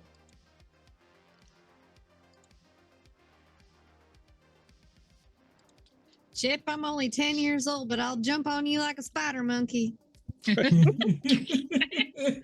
you getting these from? I'm so happy right now. You just have so many things up your sleeve to say. And what I reference a lot of things, and then with my podcast, I have a lot of things that I write. Your targets are 3, Rouge. so if I got 2 6s, a 5, and a 3, that's good. Yes. That's pretty good. So that Yeah. means 2 6, Oh, a 5, and a damn. 3. That's 4 successes. Now I get to roll my willpower, which is 3, against the force of your spell, which is also 3. And I got 2 6s and a 2. So my 2 6s will cancel 2 of your successes. But that means you have Okay. 2 success left. So your spell is successful. And he's like, he looks to you and he's like, look, ma'am, are they really gonna go I am crazy the on me here? biggest one here. Clearly, I have authority. He's like, are they really gonna go crazy on this? But You I really don't know, need the trouble. Like, I hear you. If you just tell us what we need to know, I will get them out of here right away. okay, well, look, you're talking sense. I'm willing to talk to you, but I don't need them to go all goblin mode on my apartment here. I'm trying to rent this place out. Right. There are people who live here. You set fire to this place. There's people that live here. You don't want to do that. Okay, look, No. Victoria We don't left. want anyone hurt or homeless at the end of the day. Yeah. We just want everyone to leave happy. Yeah? Yeah. Speak for yourself. Look, all I know is this, right? Rent was due at the end of last week. She paid her rent. Always paid her rent on time. Never had any problems with her. Like I said, she was into like this new age stuff. She had crystals and dream catchers and fucking rugs and potteries and all sorts of stuff all around. But she was all right. Like, she never bothered anyone. She never, always on time with rent. She paid her rent last week for the month. But then on Monday, I got a message saying that she was going to be leaving. I could keep the rent. And next thing I know, these guys pull up, moving van. They took all her stuff, and she's just gone. I mean, she was here like 2 And years. how She was here 2 years, how and did she was she fine. message you? So you said it was only a few days ago? Yeah, I got a call on Monday. Some guy said that he was calling for her, saying that she was going to be moving out. Everything would be taken care of. He said he was a friend of hers. She had to move quickly. A death in the family or something like that. Did the guy give a name? No, but I met him here, and he had a letter that was signed by her to break her lease. I was told to keep the security to make up for the rent because she didn't give enough notice. And next thing I know, the moving van shows up, and they took all her stuff away. Now I'm like, hey, I got the rent. Plus, if I can rent it quickly, I can sort of double dip, right? Which, just trying to make ends meet here. Does the timeline he describes match the footage that I have of Yeah. when I saw that moving truck? Yeah. Okay. Look, she was here 2 years. Look, when she moved in here, she was like, she looked scared, like she was, I don't know if she was just arriving in town or on her own for the first time, but she looked kind of really scared and unsure. But in the past 2 years, like, I saw her just kind of grow and get a lot of confidence and just sort of really, become much more sure of herself and whatnot. So I don't know what happened to her, but it was very positive. And, like I said, she was into her weird crystals and shit, but who am I to judge, I like a good foot rub by a troll once in a while, so I'm not going to judge other people. So. What? Don't judge, all right? Don't kink shame. That was Mandy saying what, not Candy. Just checking. That's not like a suggestion. Oh no, Right? not at all. Not at all. It Not at all. sounded I like a pass to me. I like them Pretty with a sure. deeper voice than you. Don't worry. It's Okay. Could you describe what this guy looked like, or do you still have a copy of the letter he gave you that she supposedly wrote? no, I don't. Unfortunately. Well, what did he look like? It looked like average guy. It's maybe 5'11". It's short dark hair. A very pleasant face. Like I thought, hey, this guy should be on the TV doing the weather. Like not that he was handsome or anything, but he was just pleasant, Like he came up and he smiled, and I don't know, I trusted him right away. He seemed he seemed okay, Not like you guys. You guys seemed like a whole bundle of trouble, but he seemed like, not you. Yes, you look nice. You know what? That's fair. I do think you should probably improve your landlord practices. If a tenant breaks their lease by written letter and you don't bother to keep Copies. the proof that they supposedly broke their lease when you never even spoke to them directly. But that's for you. I'm not trying to tell you how to run your business. I'm not gonna judge. Like if she's got stuff to do, she got stuff to do. Like in this way, I make a bit of coin. Like times are hard. I'm sure you're getting paid to be here. You know what I'm talking about. Look, anyway, she was friends with Mr. Dent. Mr. Dent, the old troll, lives across the hall from here. So maybe you talk to him, you'll know a little bit more. Great. Yeah, thanks. That's actually maybe helpful. No problem. That's what I'm here for. Mr. Helpful. Jack, the whole time she was like fucking with her gun, and she finally perks up and looks at him and goes, "By the way, sir, fuck you. I am a fucking delight." I don't know. Did you bring these flies in here? There's like a whole bunch of flies. It's like, what the hell? Did you bring flies in here? No, I think I heard you fart, and that's when they all started coming in. So that's on you. Oh, well, we're at the fart joke stage. Okay, so look, I got some work to do. I got to prepare this place. I got to repaint. I got to clean everything. So if you're done threatening to burn my place down, I'm not going to burn your place down. I'm just going to break you down unless you just stand still for a second. There are a lot of flies in here. What is happening right now? I don't know. Brings flies. Just get out of here. Let me do my work. Yeah. Come on, let's go. Let's talk to the neighbor. I'm gonna have me a look-see around this room first. Fine, but if there's literally nothing. Like there's just his painting stuff and. It's not like the actual map where there's like a bed and stuff. You said there was nothing in the apartment at all, exactly. right? Yeah, there's nothing. He's just gonna start examining the walls. There are walls. They're walls. Yep. Oh, I have a question. I don't know if this is in scope for what my tech abilities can do, so please feel free to shut down if it's too much. Do I have any ability to scan an area for certain things like stains on the wall? I know he's painting stuff. No, you don't, but somebody else does. Okay, never mind. Is that an astral thing? Should I astral? Astral could do it, but Cass also has something that would allow her to do it. There's a certain person. Cass, who's Cass? I don't know who that is. You mean Jack? Jack, yes, Jack. That's it. My version. I got these goggles. Also, Sans Joe, as he's looking at the walls, he's like, "Yeah, it's a wall," and he looks at Jack and goes, "It's a wall." It's a very pretty wall. So I'll say you do your scanning. There's nothing to be found. The apartment's clean. There's no blood anywhere. You can check astrally. There's no real background count. There's nothing. There's really nothing in the apartment. Wherever she is, she didn't leave anything behind. But as you go to leave, he goes, "Oh yeah, there was another guy that was here looking for her too. Yeah.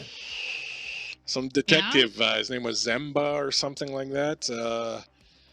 Came around Monday He- after the moving crew left. He wanted to know what happened to her. Good-looking guy, Irish or something. Tall, curly hair. Gave me some credits and took off. How many credits he give you? That's between me and Mr. Zemba. Well, just Did in he- case you, Did you tell him anything different than what you I told told us? him the same thing I'm telling you. Okay. Okay. all right. So I go talk to Dent across the hall. He and Vicky were friends. All right. Thanks for the tip. Yeah, no problem. I'm I'll, helpful like that. I'll be back later to get this place so I can hang my teddy bear up there. Yeah, I don't think, Right. Hopefully it'll be rented already. I don't think you want this place. There's a good chance he'll be taking a bad fall at some point.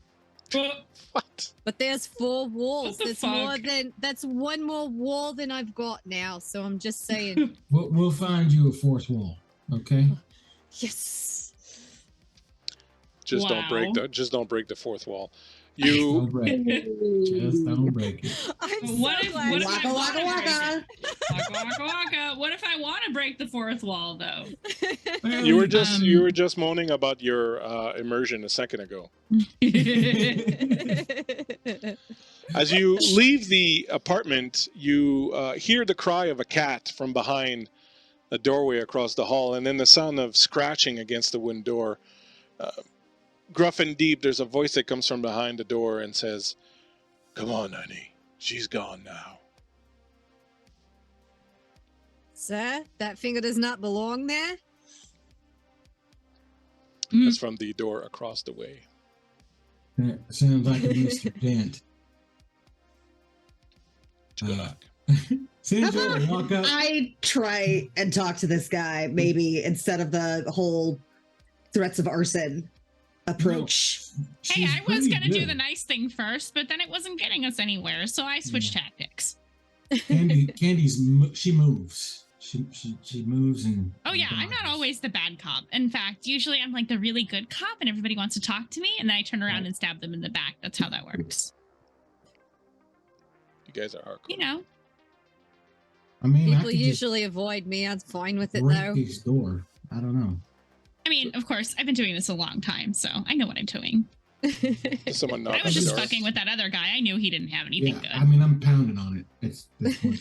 Like, Perhaps You Miss found- Star has the right way of things, though. Sans Joe, Jack, Candy. Perhaps you should take a few steps back and let her do the talking, and I'll stay beside her. I'm sorry. Did I misheard something? You're I'm telling you that you should perhaps let her do the talking. I And see. take a few All right. steps back. Yeah, let the green kid get some XP points, huh? Well, I just figure he's a troll. I'm a troll. May Well, that's a like good idea. put him at more at ease to talk to me. Good idea. Shit. I like it. This troll must be deaf. I don't. No, I'm Jack waiting for you to literally- stop yammering at each other so I can. Jack's gonna like literally He's got little like bunny stop slippers. what she's doing, go, and then kick the fucking door in. Just before you kick the door and you hear the click and several bolts remind the door, and the doorknob turns. As the door opens, there's a chain that comes taut across the opening, and you see the face of an old troll who's standing there. And just as he says yes, there's a cat that comes running out through right between his legs and out the door, and he's like, oh, Timmy, Run, little guy. I will grab the cat, or try to. oh, please, thank you so much. And he opens the Wow. door and come here, little buddy. And there's another one that goes. He's like, no, Nazgul, no, you can't go out, Nazgul, come here. And he grabs the one cat. And when he opens the door, you can see there's like 12 or 15 cats in the apartment. A lot You of know, cats. I'm gonna stay out here. Run, little Just, guy. I'm good. Can I help you? Candy no. just sneezes really loud. No, I'm all right. I'm fine. There's nothing wrong. I'm good. I'm just gonna step back in the hall here for a minute. You go ahead. I get that it's probably that Sans Joe is allergic, but in my mind, he's terrified of cats. Jack's still part's true, I standing there think. like this with her foot, getting ready to kick the door open. I would like to say, Miko, that you recognize the cat. Also, Nazgul. Yeah. Is Victoria's cat. Poor Nazgul thinks he can still go home. Can I help you with something? If Jack's leg is still like primed to like kick, I feel like Skahawk just reaches over and like gently pushes it back down to like standing position. Buzzkill.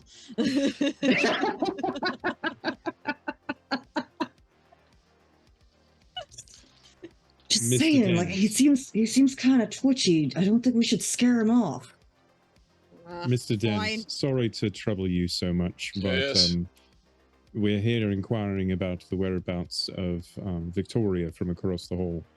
And I see you have taken up her familiar Nazgul in her stead, and I'm curious Yes. what it is that prompted you to know that Nazgul needed to be taken care of. Well, he was left here alone, wasn't he? He was left alone. Victoria was usually pretty good at taking care of him. Sorry, that was Christian Flaubert. Taking care of him.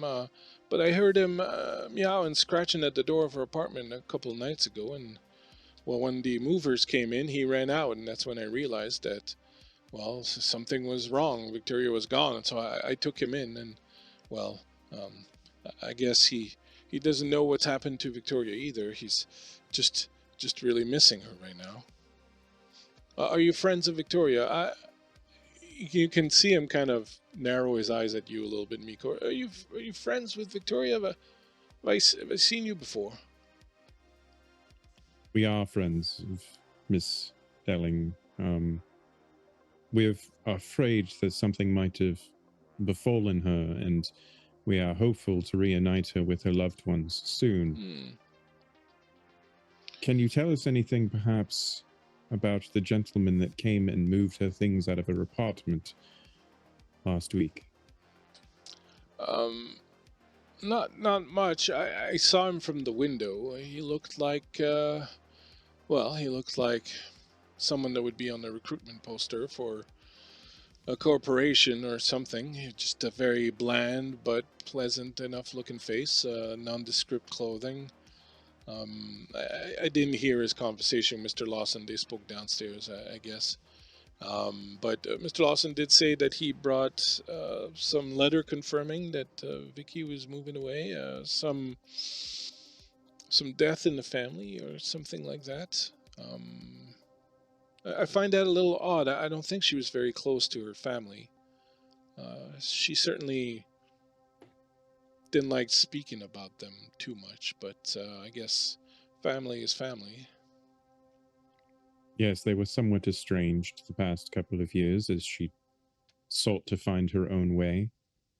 Something you can probably appreciate.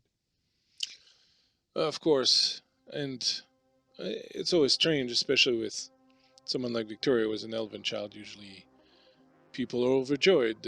Elven children are so pretty, and well, I guess her parents didn't feel quite the same. You see, she often talked to me about how her parents were human. They were not elves, and it seems they didn't quite know how she would fit in, and she always had a little trouble fitting in. She was always looking for some new thing to belong to or give her life meaning. She was into tarot, stuff like that. Perhaps some trauma in her past. In any case, she was always reading self-help books, scream sheets. She always had some new guru or another that she would quote and would swear was the answer. I think she was into yoga and things of that nature, just trying to find herself. Poor thing, though. She did seem a little happier near the end there. Well, I say the end as if she's dead, but obviously I hope that's not the case. When was the last time you saw her? It would have been about 2 weeks ago, maybe. She was preoccupied recently. I think she had started a new job. She was working for this this group that she had started working, this sort of community help group. She was doing volunteer work for them in addition to her other little jobs. And this was the latest thing. She was really into them, and she tried to talk to me about them at some point, but I don't go in for all that stuff, so I didn't really listen. But it seemed to be on her mind a lot, and she seemed to be very happy. They're called, you've seen them everywhere, Universal something or other, Animus Universalis, I think they're called. There's some sort of neo-spiritual self-help group. She was doing volunteer work for her, handing out flyers and talking to people in the streets and whatnot. It seemed to do her good. She seemed to really be flourishing, finding a lot of self-confidence, perhaps starting to find where she belongs in this world. Indeed. Are you here to find her, then? We are.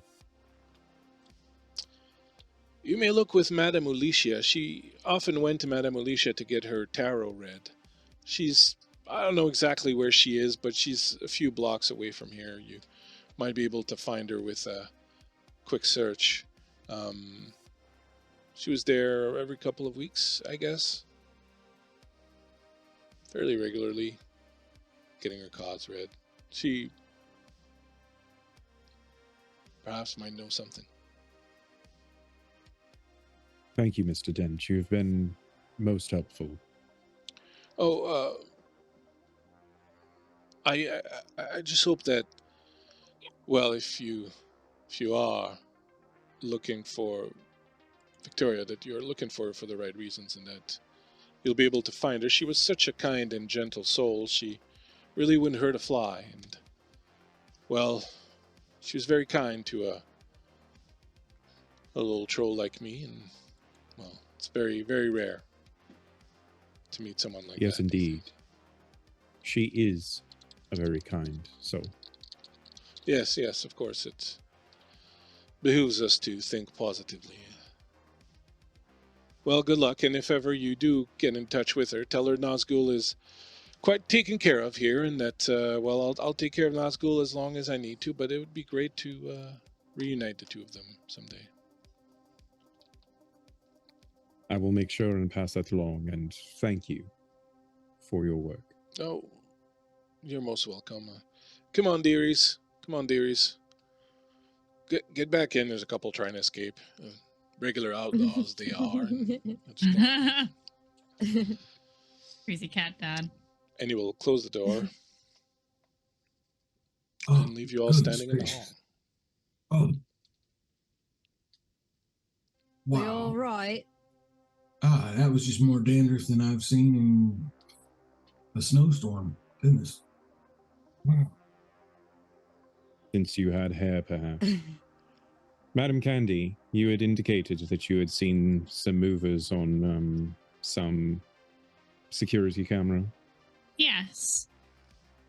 Bust-a-Move Movers. Interesting name. Indeed.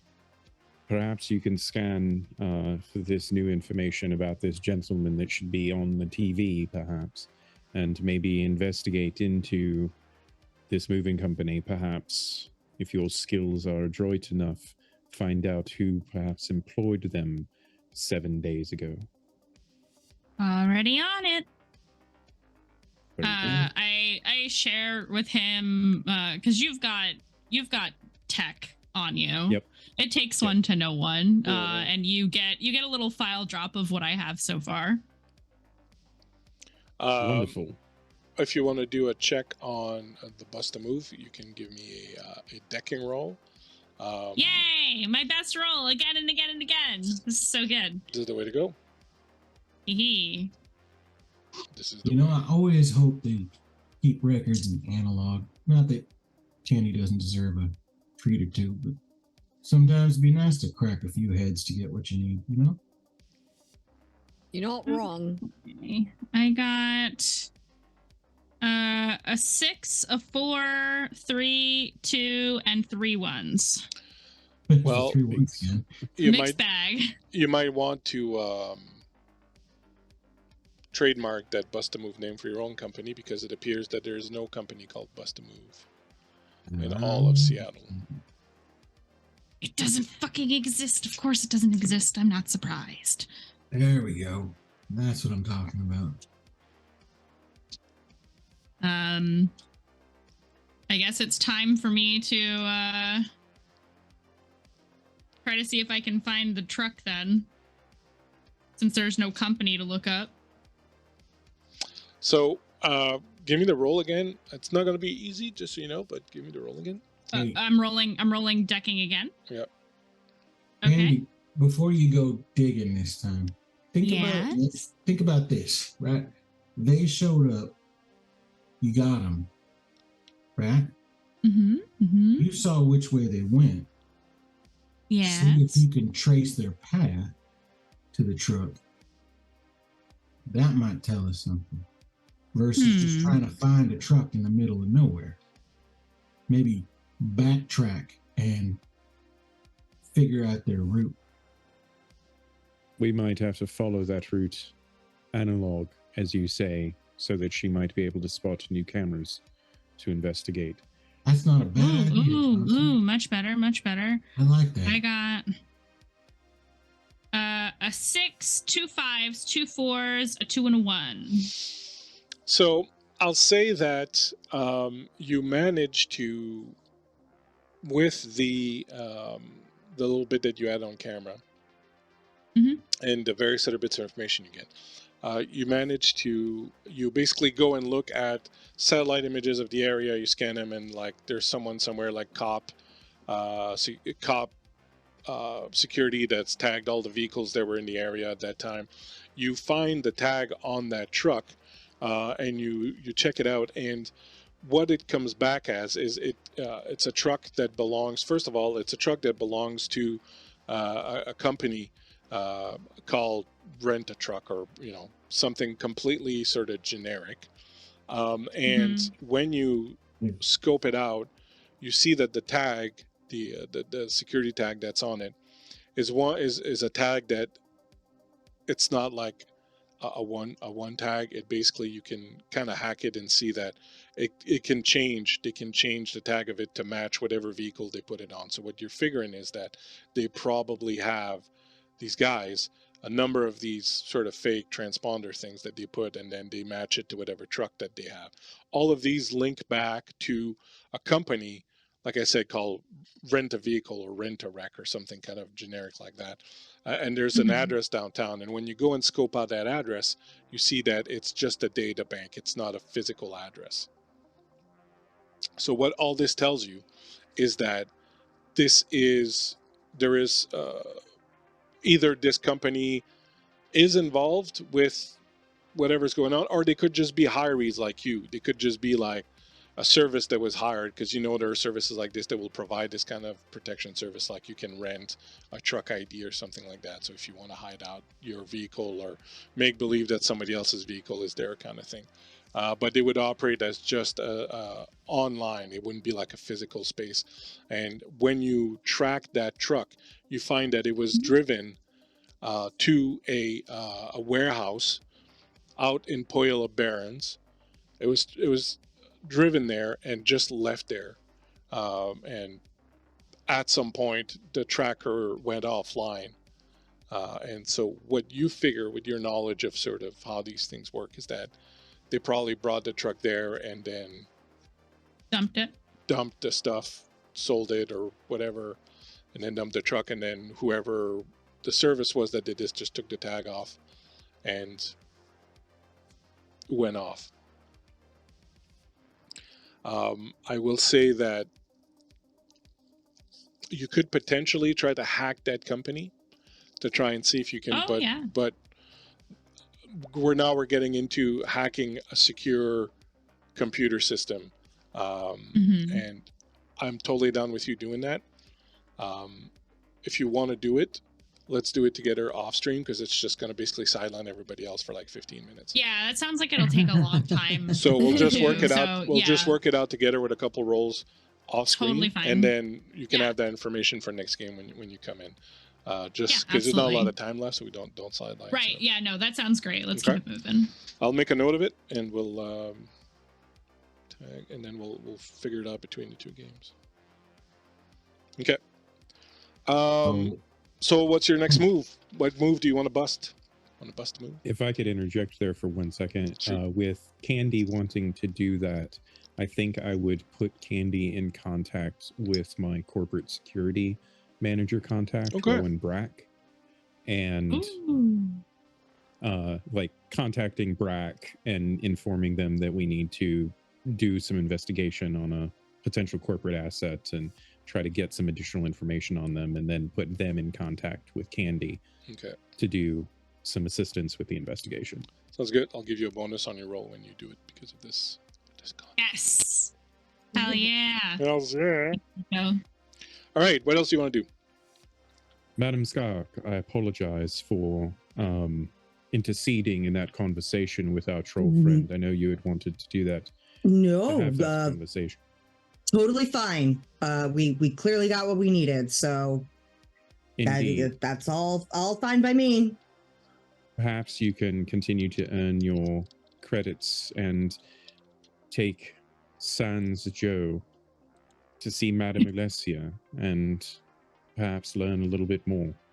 Sure. Yeah, that we can do that. Yeah. Yeah. Oh, yeah, that sounds all right. Totally. And what about the Jack, rest? would you mind terribly coming with me to learn what we can of this Animus Universalis? Probably better I Okay. don't go to that. I think I've been around a few of them.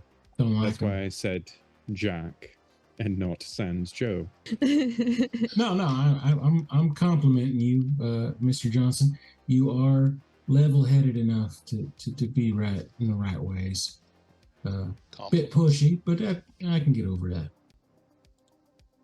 Yeah, I got Good. fleas last time, so I'm not too particularly, You'll be fine, Jack. excited.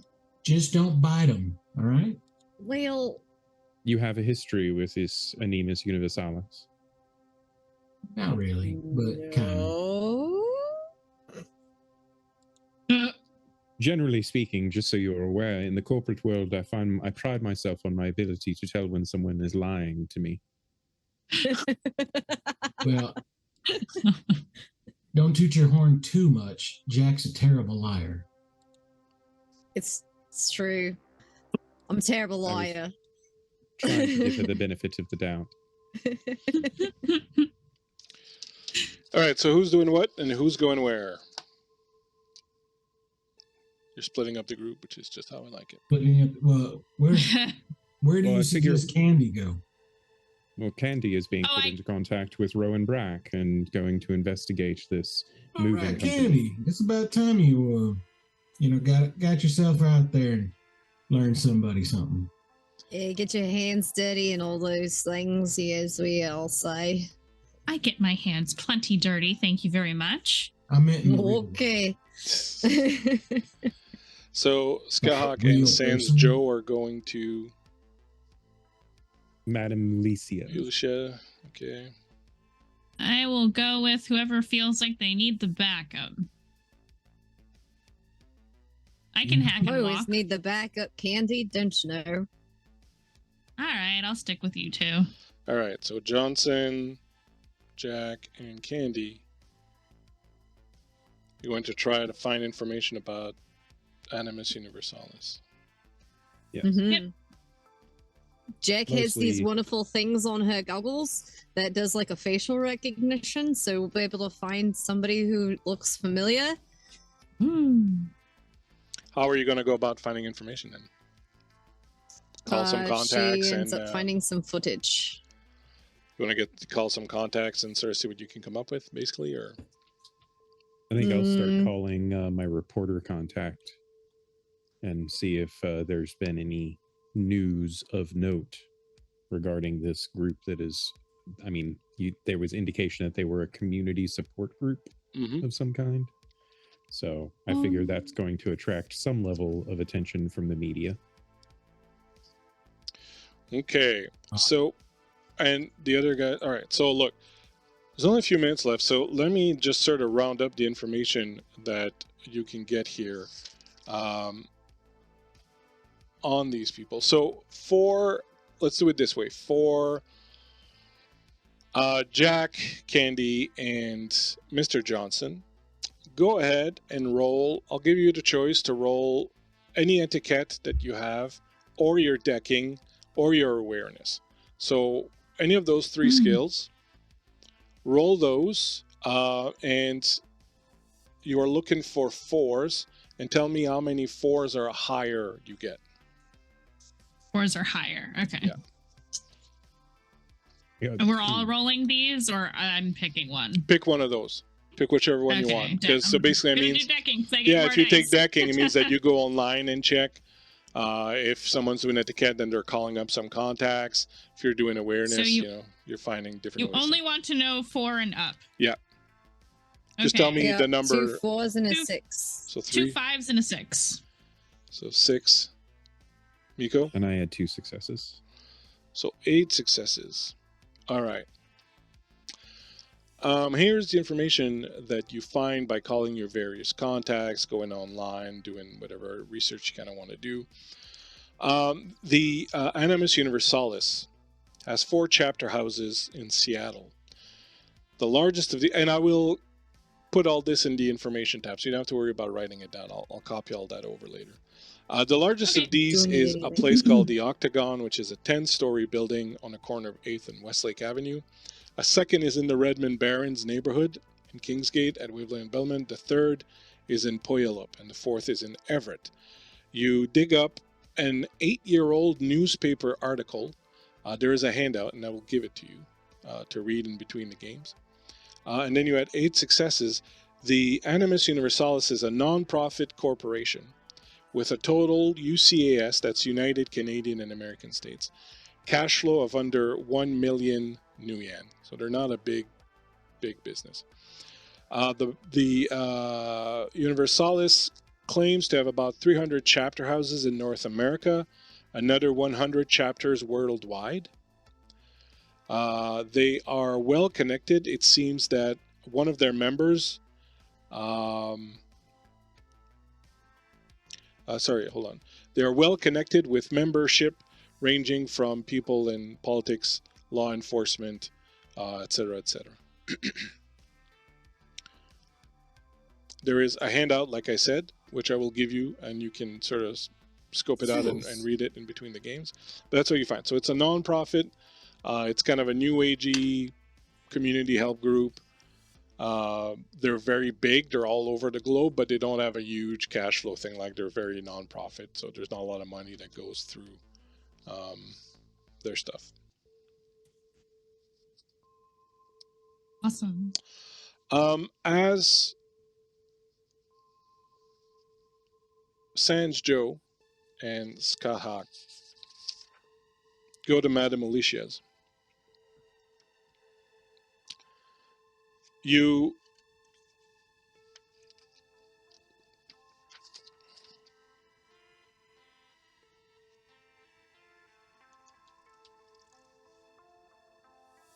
just give me 1 second. I just want to make sure I'm telling you the right thing. You die. Rocks fall. Most of the buildings on this street are run down. Some are boarded up, but you see fires glowing through the cracks. Windborne garbage floats gently down the sidewalk, while deckheads engrossed in their own reality wander aimlessly through gaggles of tourists in embarrassed fascination. The psychic's shop is a storefront on the first floor of a dilapidated apartment building. A plate glass window is completely covered by a faded lavender curtain. In front of the curtain is a neon pink sign proclaiming, Madame Alicia, fortunes told, advice given. There's a smaller sign on the door that says, open.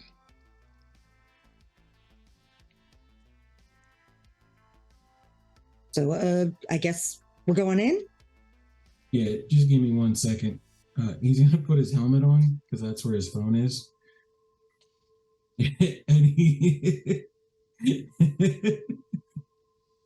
and he's gonna call an old buddy of his named Greaves Nash, who's a mercenary street samurai. And he's going to ask Greaves to check out an old warehouse where a truck sort of disappeared. And just to check around to see if anybody saw anything. And whenever Candy said that the thing disappeared. Gotcha. Around those times. Just to do a little search for an old friend. And promise a bottle of something nice for him next time we meet. No problem. So what do you do? All right, we're going in. I took my helmet off, and then I told her we're going in. All right, sure, let's go. Right. Do you kick the door in? Do you knock? Do you just walk in? What do you do? I just opened the door. The interior of the shop is in shambles. The central table has been knocked over and a wall mirror is shattered. You see the body of a woman lying face down, motionless. You see another body, possibly that of a man, lying in one corner. There is a black-haired man wearing a battered suit standing over the body of the woman. He has her right arm twisted completely back over her shoulder blades. You see the splintered bone of her arm jutting out through her skin. The man looks at you. His eyes are shiny black, obviously some kind of cyber job. You've seen replaced eyes before, but these are even more alien, and the sight is unnerving. His teeth are also artificial. It takes you a moment to find the word for what he's got. They're mandibles. The pincers that insects sometimes have, they jut down from the roof of the man's mouth and push the flesh of his lips aside. They click twice as the man drops the arm. Then a second man enters the room from a back doorway. He has the same teeth and cyber eyes. From his posture, it's obvious that he's surprised to see you, but he quickly tenses for combat. And on that note, we will end tonight's session. Oh shit! Oh no! Motherfucking mandible assassins! Y'all are fucked. Yeah. No, this is exactly what I'm here for. R.I.P. Oh, I hope you have man. backup characters. Took a I'll bullet be through my mandibles. That's Oh my awesome. god. The next week after Skahawk dies, I will be playing Rodrigo the Magnificent. Yeah, that's Oh my right. god, I yes. finally got hold of him. We're going to need a replacement shaman. Nah, the That's shaman. what happened to the last one. They death in the family. It's fine. It's fine. The shaman will live. No worries. That's right. This So- is Sans Joe's jam, baby. This is what I do. We'll see. We'll see. Yeah, we will. We Won't will do a see. chicken nugget. I'm a little cocky right now. Oh, we're in a tight spot now. Next week, we'll see. We'll see. Thank God for all those karmas that Fantasy Animal Vegan, a bunch of Nick got you guys. So, Yeah. you can use those next week to try and survive. All right. Thank you so much, gang, for coming in and playing this. Let us do some outros, and please tell us who you are, what you got going on. If you got anything to plug, please go ahead and do so. And tell these people watching us where they can find you and what you're up to. And we'll start, as we did earlier, with Rouge. So, hello once again. I am Rouge. I just wrapped up a 10-year-long band project I've been part of, but you can still find all our music online, even though we're no longer performing live. When I'm not here at Guild Superior, I also play over on Live from the Apocalypse, where we game for charity, although I don't think I'm going to be in any games before I'm back here next week with Guild Superior. But there's lots of other games going on with Live from the Apocalypse all the time that I'm just not in. So you can also check them out. They have games most days of the week. Yeah. Did you? And I am in, they have a podcast that I did, and we're going to be recording at season 2 next month. So now's a great time to go looking for the Cryptid College podcast that Live from the Apocalypse has and get all caught up in time for whenever season 2 starts being released. Cryptid College. I like That's it. awesome. Nice. And I do believe that the 2-part Witcher series that Rouge did with us here a couple of weeks ago is on YouTube too, so you can go and watch Rouge be totally awesome over in the Witcher world also back there. So thank you so much for joining us. Look forward to next week. Next up, we have the Mandy. Hi, everybody. For those of you who don't know me or didn't hear my intro in the beginning, hi, I'm Mandy, or the Mandy, as you know me all over the internet. That's Mandy with 2 eyes. You can mostly find me on twitch.tv/themandy. I stream on Wednesdays and Fridays, homebrew D&D games, and I'm also a cast member over at Magi RPG. So Yeah, I've been watching that. It's very nice. The Blaze in the good Dark game, game, it's a good one. And that's on Tuesday nights over on Magi RPG. Other than that, look me up. I do work and teach RPGs. I do writing and book layout design for books.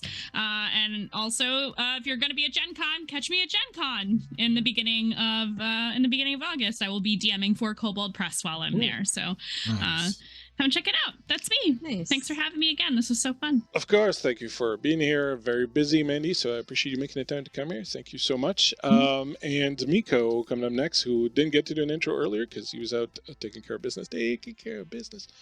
What's up, Miko? Not much. Thank you for having me, Christian. It's been a while since I got to play Shadowrun. Ironically, the last time I went to Gen Con, in fact, was the last time I got to play Shadowrun. So love getting an opportunity to play again. Hi, I am Miko. I am the OKS GM, the _OKS_GM under most socials, or without the underscores in some. Check links in the chat. You can find me. Most of the time, you can find me over at Wanderer's Haven, in fact. I am on the production team over there. I've got a regularly occurring homebrew world of my own creation game running on Wednesdays. We have a one-shot actually for that game coming up this Saturday that's going to introduce or prelude a little bit to the next story arc that we're going to start up next month for that. And then you can also find me on the Lanata Turna channel doing things occasionally, producing mostly. A grimdark world that just recently had a pretty good Kickstarter, and yeah, we're running all North America games over there on that channel with Kevin of Kevran Games fame running games over there. And Christian, you're going to be on that one too. You're just as busy as I am this week. Yeah, I'm in that one, and I'm in your thing Saturday, so you know you can't get rid of me. No, like a fly, like a fly. Got mandibles. We cannot escape that Canadian drawl. No, we like it. It's fine. You know, we do. We're Canada, and we're here to help. We can't tell him that. Shh. It's all right. I already know. Thank you again. This has been awesome. Getting to play with all of you lovely people has been a stellar notch in my week, and I appreciate it. Thank you very much, Miko, for bringing Mr. Johnson here. Someone I forgot earlier, but I won't forget now. Tim. Yeah, I'm Tim. Some call me Tim. You can find me on Twitter at BlackmoreFlan for as long as Twitter's around. I am here on Thursday nights, on Friday nights, starting this month. I will also be found on Lanata Eterna. You can tune in to see me play a rabbit rogue. That is my character. He is a rabbit. Yeah. Rabbit as in a bunny? Like a rabbit. Rabbit. Yeah. A 3-foot 6-inch rabbit. A hair assassin, if you were. A hair assassin, if you were. Anyway, he's going to be a lot of fun because he's extra. So much extra. I'm so excited. You can also find me for the last time, our finale on Wednesday over on Rainbows and Razor Blades. I'm also in a tight spot there with the finale for World of Bren. And then here again Thursday. I'm playing Wednesday, Thursday, Friday. Yeah, that's fine. Yeah, it's cool. It's fun. So busy. You just got to add a Saturday to the mix. That's exactly. You know, I'm always up for that. So hell yeah. I'll play anything, anywhere. I'm anything, anywhere, anytime. Thanks so much, Tim, for making time in that busy schedule to play, and I look forward to playing with you tomorrow also. As Creep and I made kind of edgy characters, and you and Kay made the fox and the hound. The fox and the hare. So we'll see. Fox and the hare. Yeah. Fox and the hare. We'll That's see. We'll see how awesome. that runs. Cass, how you doing, Cass? Tell us what's up. What's going on? I'm doing good. I had so much fun with you guys. I'm still new to whole like the streaming, doing the TTRPGs on like the Twitch streams, because normally I'm doing it with my podcast and everything. So it is really fun. And thank you guys so much for inviting me. I'm really excited. Anyway, so you can find me. I'm on Role Players Podcast. We just wrapped up our 150th episode and our Ma'at season, and we're getting ready to start Forkers, where you get to actually see Sasha come back. With the Jersey accent. Yeah, with the Jersey accent, you know, she's got the slingshot that shoots all the fire bolts and all of the fun things. So you know, it's gonna be a good time, and you know, oh yeah, I was so excited. So we're gonna be playing something that's kind of like Futurama, so it's gonna be fun. Nice. And then I'm also on 3 Besties and a Guestie. I'm actually running the season right now.